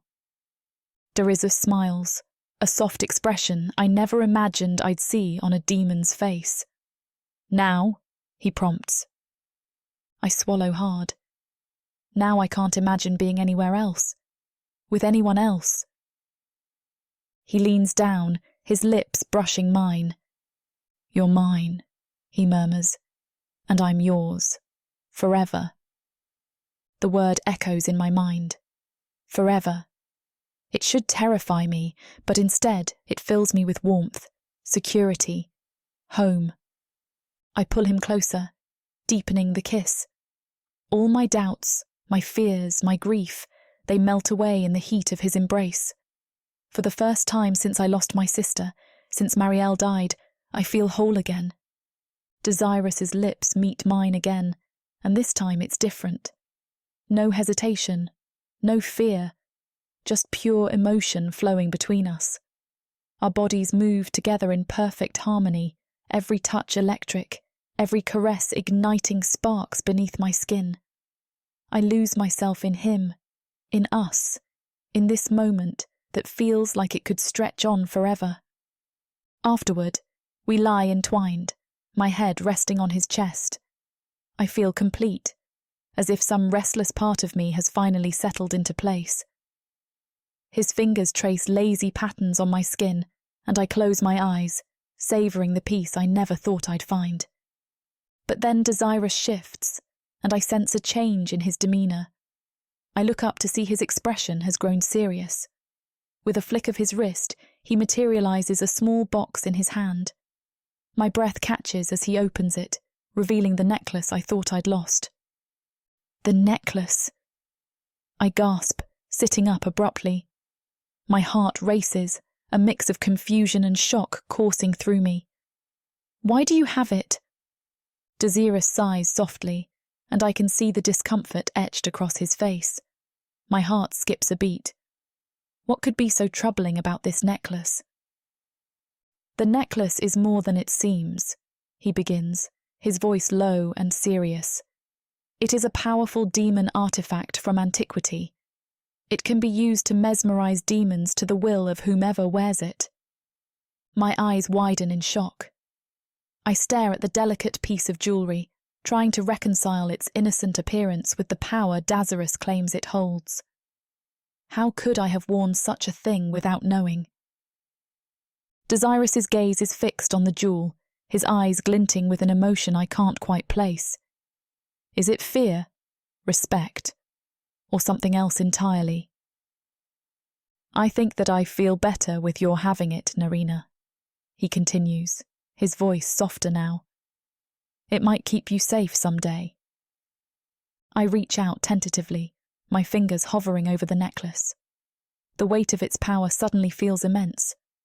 Could I really control demons with this? The thought is both thrilling and terrifying. But why didn't you tell me before? I ask, my voice barely above a whisper. And why give it back to me now? Dazirus's eyes meet mine, and I see a flicker of vulnerability there. It's a strange sight on a demon's face, especially one as powerful as him. I hold my breath, waiting for his answer. Dazirus's words hit me like a punch to the gut. I stare at the necklace, my mind reeling. Control demons? Is that how I ended up here? Did I unknowingly manipulate him? I didn't know, I stammer, my voice barely above a whisper. I swear, Dazirus, I had no idea. He pulls me closer, his touch gentle. I know, Narina. That's why I took it. I needed to be sure. My fingers trace the outline of the necklace in the box. It looks so innocent, so harmless. How could something so small hold such power? When did you take it? I ask, pieces falling into place. Is that why you've been acting differently? Dazirus nods, his crimson eyes never leaving mine. I removed it while you slept. I wanted to see if my feelings would change without its influence. My heart clenches. All this time he'd been questioning everything between us, and I never even noticed. And did they? I whisper, almost afraid to hear the answer. Your feelings, I mean. He cups my face in his hands, his touch sending shivers down my spine. No, he says firmly. If anything, they've grown stronger. That's how I know this is real, Narina. It's not the artifact. It's you. Relief washes over me, so intense it leaves me dizzy. I lean into him, burying my face in his chest. His arms wrap around me, solid and secure. I'm sorry I didn't tell you sooner, he murmurs into my hair. I needed to be sure. For both our sakes. I pull back, meeting his gaze. I understand, I say, and I do. In his position, I might have done the same thing. What happens now? With the necklace, I mean. Dazirus smiles softly, handing me back the necklace. As I said, I want you to have it, he says. Not truly as a weapon, but as a token of my love. My life is in your hands, Narina. I trust you completely. I'll never leave you. This is my promise. Tears well up in my eyes as I clutch the necklace. The cool metal against my palm feels impossibly heavy with the weight of his words. No one has ever given me such power, such trust. He's giving me his life, his love.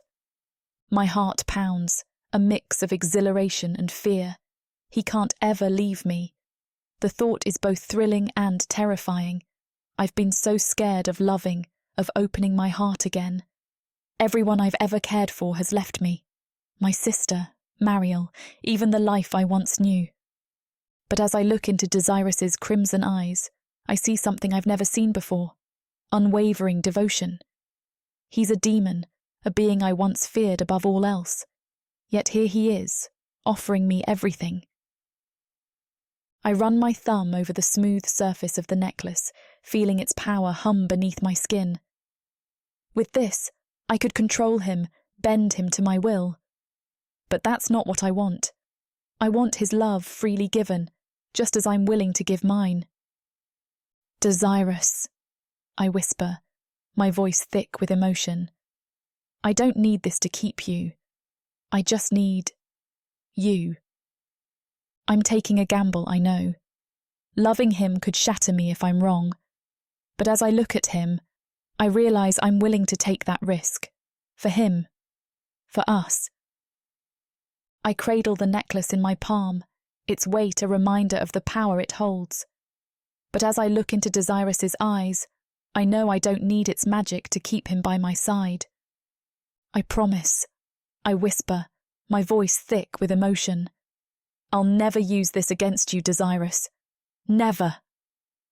He pulls me closer, his forehead resting against mine. I can feel his breath, warm on my skin. This necklace brought us together, I murmur, tracing the delicate chain with my fingertip. I'll keep it, as a reminder of how much we mean to each other. Dazirus's lips curve into a smile, his crimson eyes softening. And what do we mean to each other, Narina? My heart swells. Everything, I breathe. You're everything to me. He captures my lips in a kiss, deep and passionate. The necklace glows softly between us, pulsing with a gentle warmth. It's as if it's sealing our bond, our love. When we finally part, I'm breathless. Dazirus cups my face in his hands, his gaze intense. I love you, Narina, he says, his voice low and fervent. Whatever comes next, we'll face it together. I nod, leaning into his touch. Together, I echo. As I settle back into his arms, my mind wanders to the future. We've accepted our feelings, sealed our love. But what lies ahead? The demon world is vast and dangerous. And there's still so much I don't know about this realm, about Dazirus' life here. I think of my sister, of the revenge I once sought. Those Desus feel distant now, overshadowed by my love for Dazirus.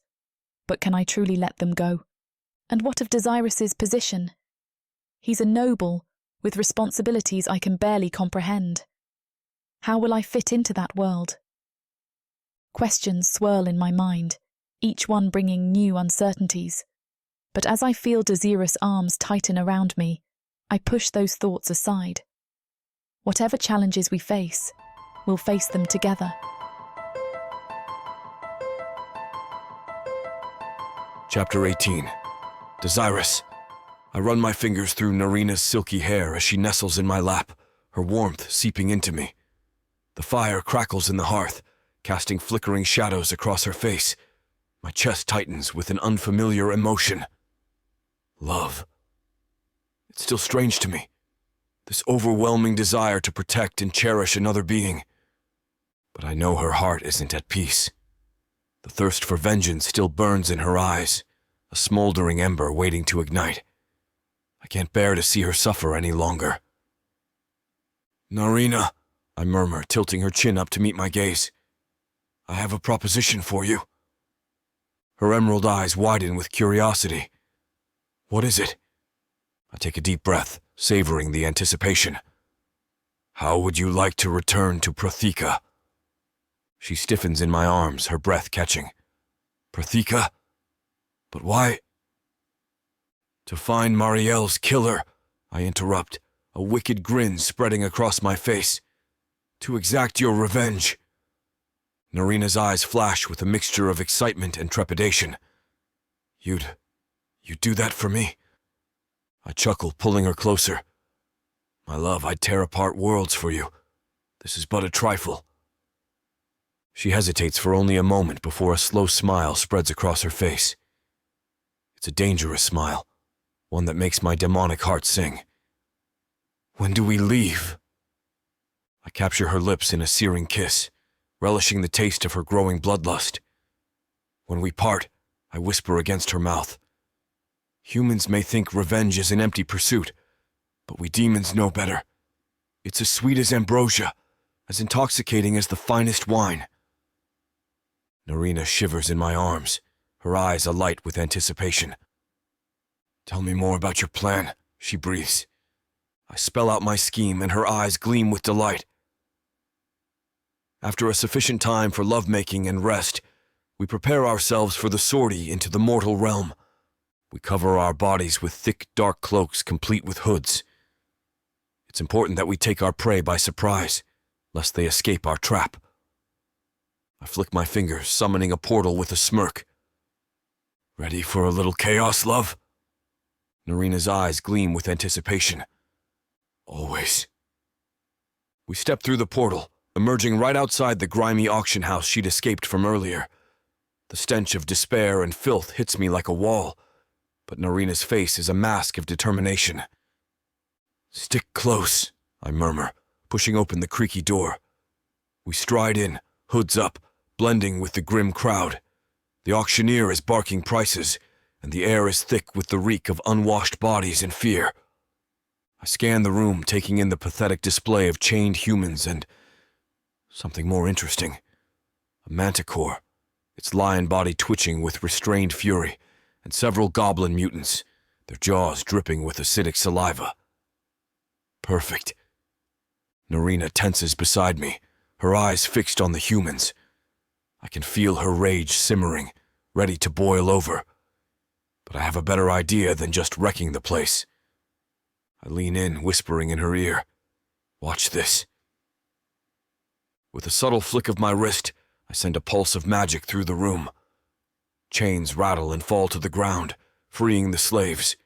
The manticore roars, its scorpion tail lashing out, and the goblins hiss, their grotesque jaws snapping. The auction house erupts into chaos. Dark elves and orcs scramble, caught off guard by the sudden rebellion. The manticore pounces, its powerful jaws clamping down on an orc's neck. The goblins surge forward, their acidic blood spraying as they tear into their former captors. Narina's eyes widen, a mixture of shock and satisfaction flashing across her face. Dazirus, what did you do? I grin, pulling her closer as the bloodbath unfolds around us. Just evening the odds, love. Without the monsters causing chaos, it would be too easy for me to slay all of them.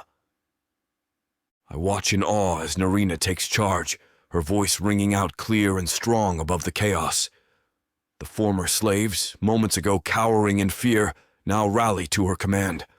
Her emerald eyes blaze with determination as she organizes them into groups, directing them towards the exit with calm efficiency. Impressive, I murmur, a surge of pride swelling in my chest. But our victory is short-lived. The Dark Elves, momentarily stunned by the uprising, regain their footing. They turn on the goblins with savage fury, cutting them down with ruthless efficiency. The manticore, sensing the tide turning, lets out a bone-chilling roar and bolts for the forest. Time to even the odds again. I draw my vorpal sword, its blade humming with dark energy. With a whispered command, I imbue it with loyalty to Narina. Catch! I shout, tossing it to her. She snatches it out of the air, her eyes widening as she feels its power. I summon a flaming whip, its heat searing the air around us. Ready for round 2, love?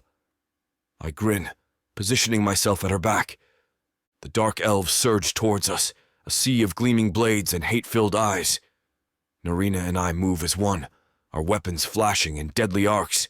My whip cracks through the air, leaving scorched flesh and agonized screams in its wake. Narina's sword sings, cleaving through armor and bone with terrifying ease. Despite the overwhelming odds, we stand our ground. The pile of fallen elves grows around us, their dark blood staining the auction house floor. It's exhilarating, this dance of death with my beloved at my side. Finally, we spot him, the lead Dark Elf, the one responsible for Marielle's death. His eyes narrow as he recognizes Narina, a sneer twisting his features. "You!" Narina snarls, her voice dripping with venom. We charge towards him, but he's ready. His hands crackle with arcane energy, and before I can react, a bolt of lightning arcs through the air. It strikes me square in the chest, the force of it sending me flying backward. I hit the ground hard, my body convulsing from the electrical assault. Through blurred vision, I see Narina facing the Dark Elf alone, her sword raised in defiance. Pain sears through my body, every nerve ending screaming in agony. I struggle to focus, my vision blurring as I watch Narina face the Dark Elf leader alone. Fear grips my heart, not for myself, but for her. I try to call out to warn her, but my voice fails me. Through the haze of pain, I see Narina's sword flash. The Dark Elf leader howls in pain, blood spurting from a deep gash in his side. He stumbles back, his sneer replaced by a grimace of shock and fear. Before Narina can press her advantage, he turns and flees, disappearing through a side door. "Narina!" I manage to croak out. She's at my side in an instant, her face etched with concern. "Dazirus, are you all right?" Her hands are gentle as she helps me to my feet. I lean on her, my legs still unsteady. "I'll live," I grunt, forcing a smirk. "But that bastard won't if I have anything to say about it." Narina nods, her eyes hardening with determination. "Let's finish this." We stumble out of the auction house, following the trail of blood left by the wounded Dark Elf. The night air is cool against my skin, helping to clear my head. As we round the corner of the building, we both freeze. There, lying in a pool of his own blood, is the Dark Elf leader. His eyes are wide and glassy, staring sightlessly at the sky. Standing over him, a bloody sword gripped tightly in her hand, is a woman I've never seen before. But I know who she is even before Narina's shocked gasp. "Claudia!" Narina's sister looks up, her eyes widening as she takes us in. For a moment, nobody moves. The air is thick with tension, and I can feel Narina trembling beside me. I watch as Claudia's eyes fill with tears, her gaze locked on Narina. The tension in the air is palpable, thick with unspoken words and years of separation. My heart aches for Narina, sensing her conflicting emotions. "Narina," Claudia whispers, her voice trembling.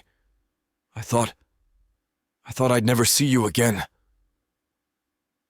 I feel Narina stiffen beside me, her breath catching in her throat. I squeeze her hand gently, offering silent support. When I glance at her, I see a storm of emotions in her eyes. Hurt, confusion, longing. Claudia takes a hesitant step forward. "Hours ago, a servant demon brought back the token I gave you. He said he found it in a Dark Elf market in Protheka." Her voice cracks. "All this time I thought you didn't need me. I thought if you did, you'd activate the token." I watch as understanding dawns on Narina's face, followed quickly by a flash of pain. The lost token, the reason for their years of separation. I couldn't interact with you freely," Claudia continues, her words tumbling out in a rush. "It's against demon law unless you're under contract. But when I heard you were captured by the auction house, I had to come. I had to find you." Narina remains frozen, her grip on my hand tightening. I can feel her indecision, her fear. Gently, I nudge her forward, meeting her eyes with an encouraging nod. This is her chance. The reunion she's longed for. I see the moment Narina finds her courage.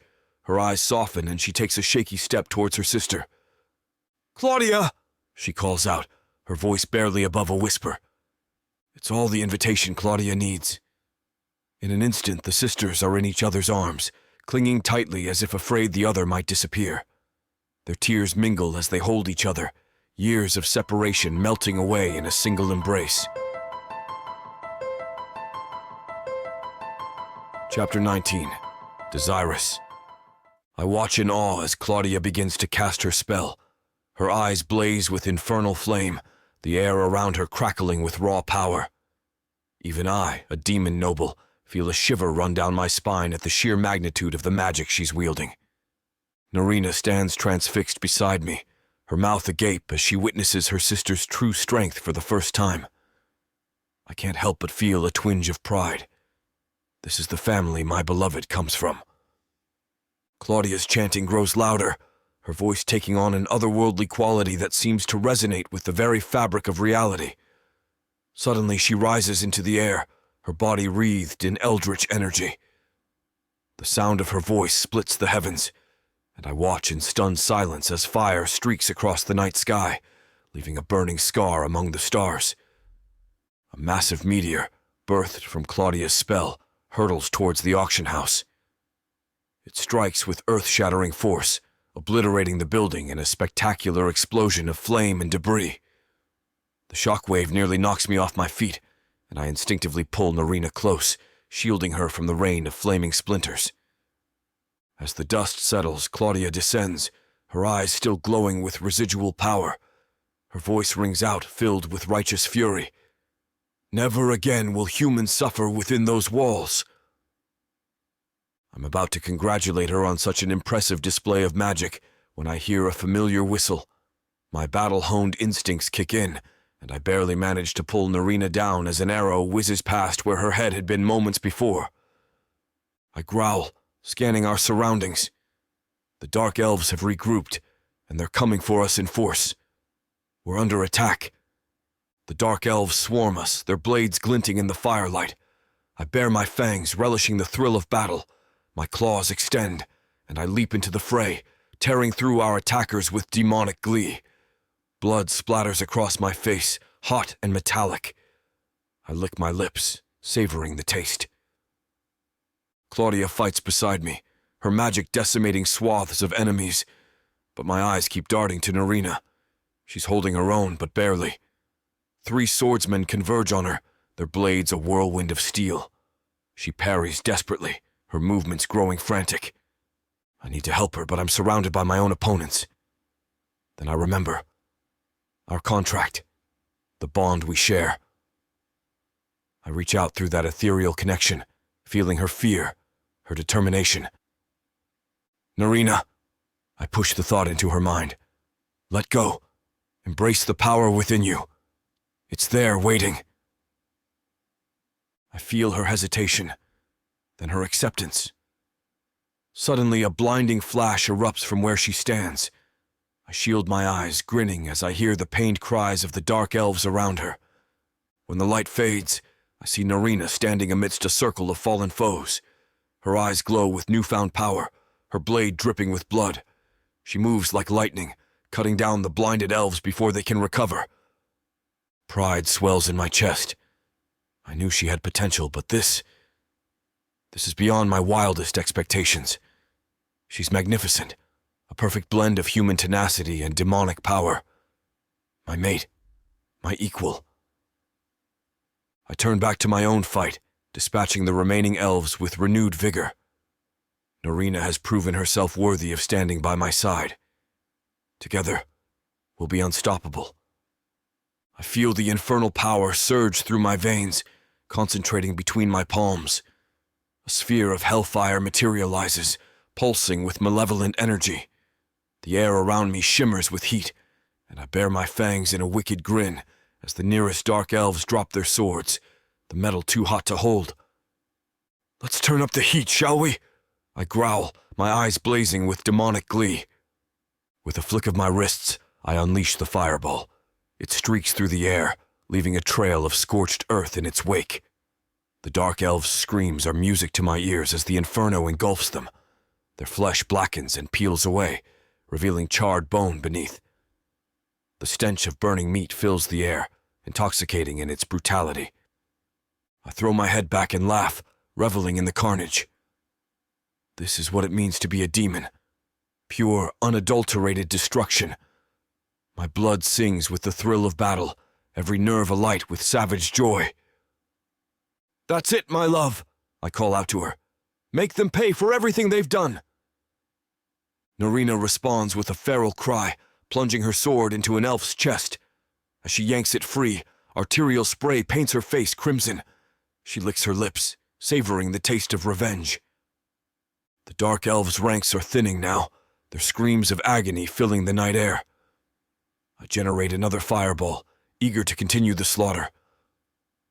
Narina and I move as one, cutting a bloody swath through our enemies.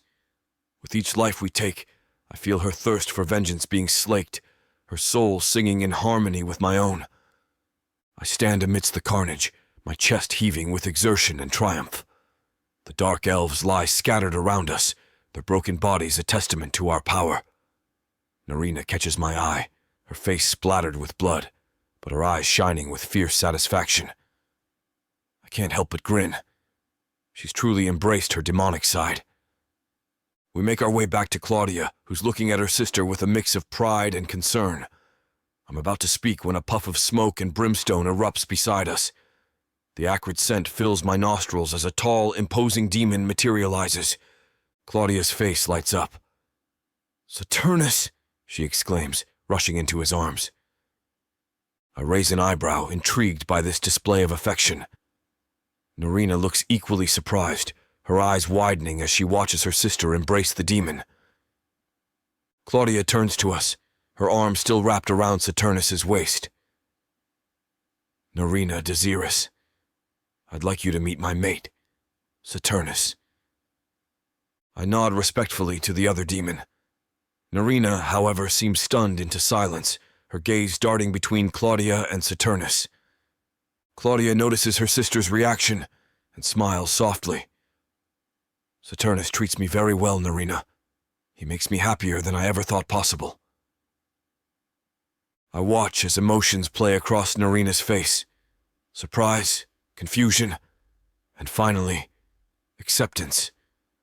She takes a deep breath and meets her sister's eyes. "If you're happy, then I'm happy for you," Narina says, her voice quiet but sincere. I clear my throat, drawing everyone's attention. Perhaps we should continue this reunion somewhere more comfortable. I gesture to the carnage surrounding us. "Claudia, Saturnus, would you care to join us for dinner at my manor?" Claudia's eyes light up and she nods eagerly. Saturnus gives a small bow of acceptance. I can't help but smirk.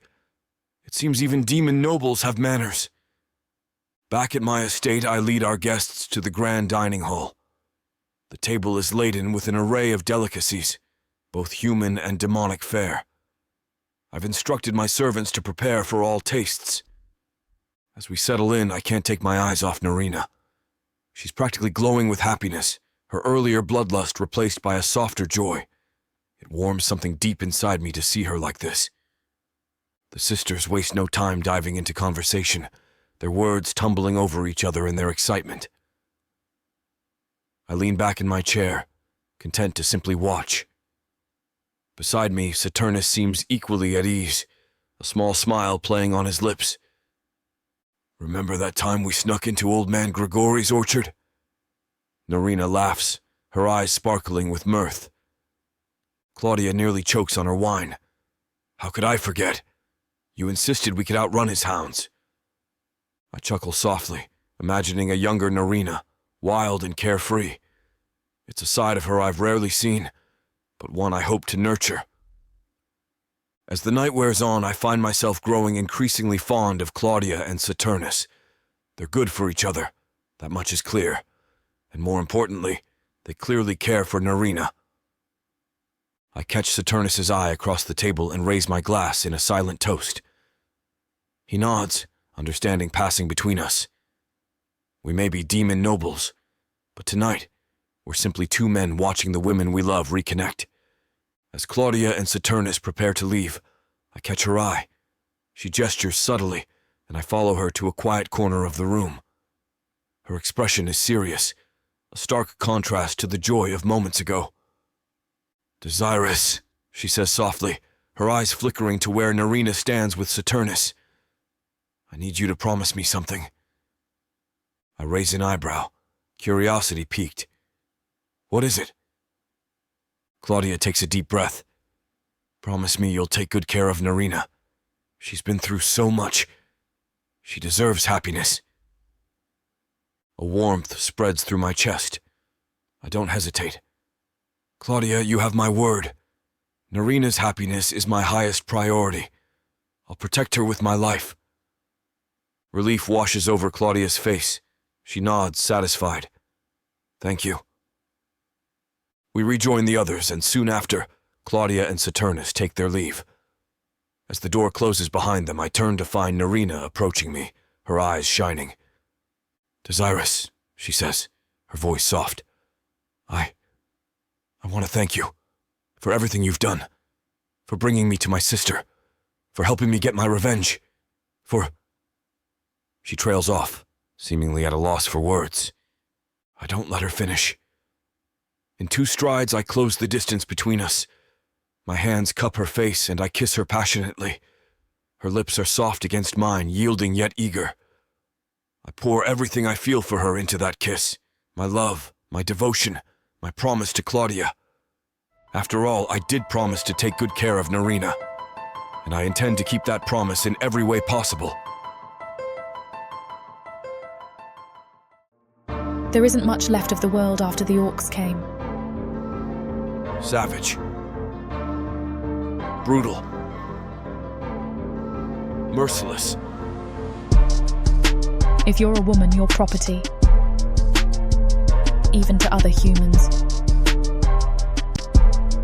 What happens when an orc stakes his claim on a human woman? Who would dare to stop him? Me.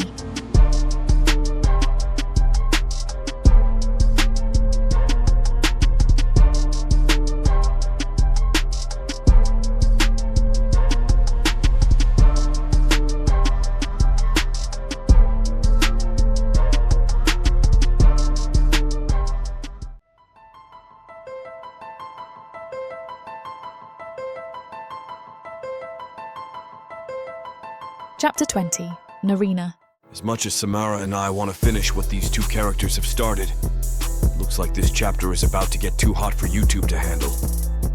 Unfortunately, we have to pause here because their guidelines won't allow us to reveal the spiciest details. To keep bringing you these free audiobooks, we have to follow their rules. But don't worry. You can experience the full, unabridged version over at worldsofprotheka.com, where the boundaries of passion and fantasy collide. Use code YouTube30 for 30% off any of our unabridged audiobooks set in the rich and immersive worlds of Protheka. Protheka's magic is eternal. With these scenes, it will be unforgettable.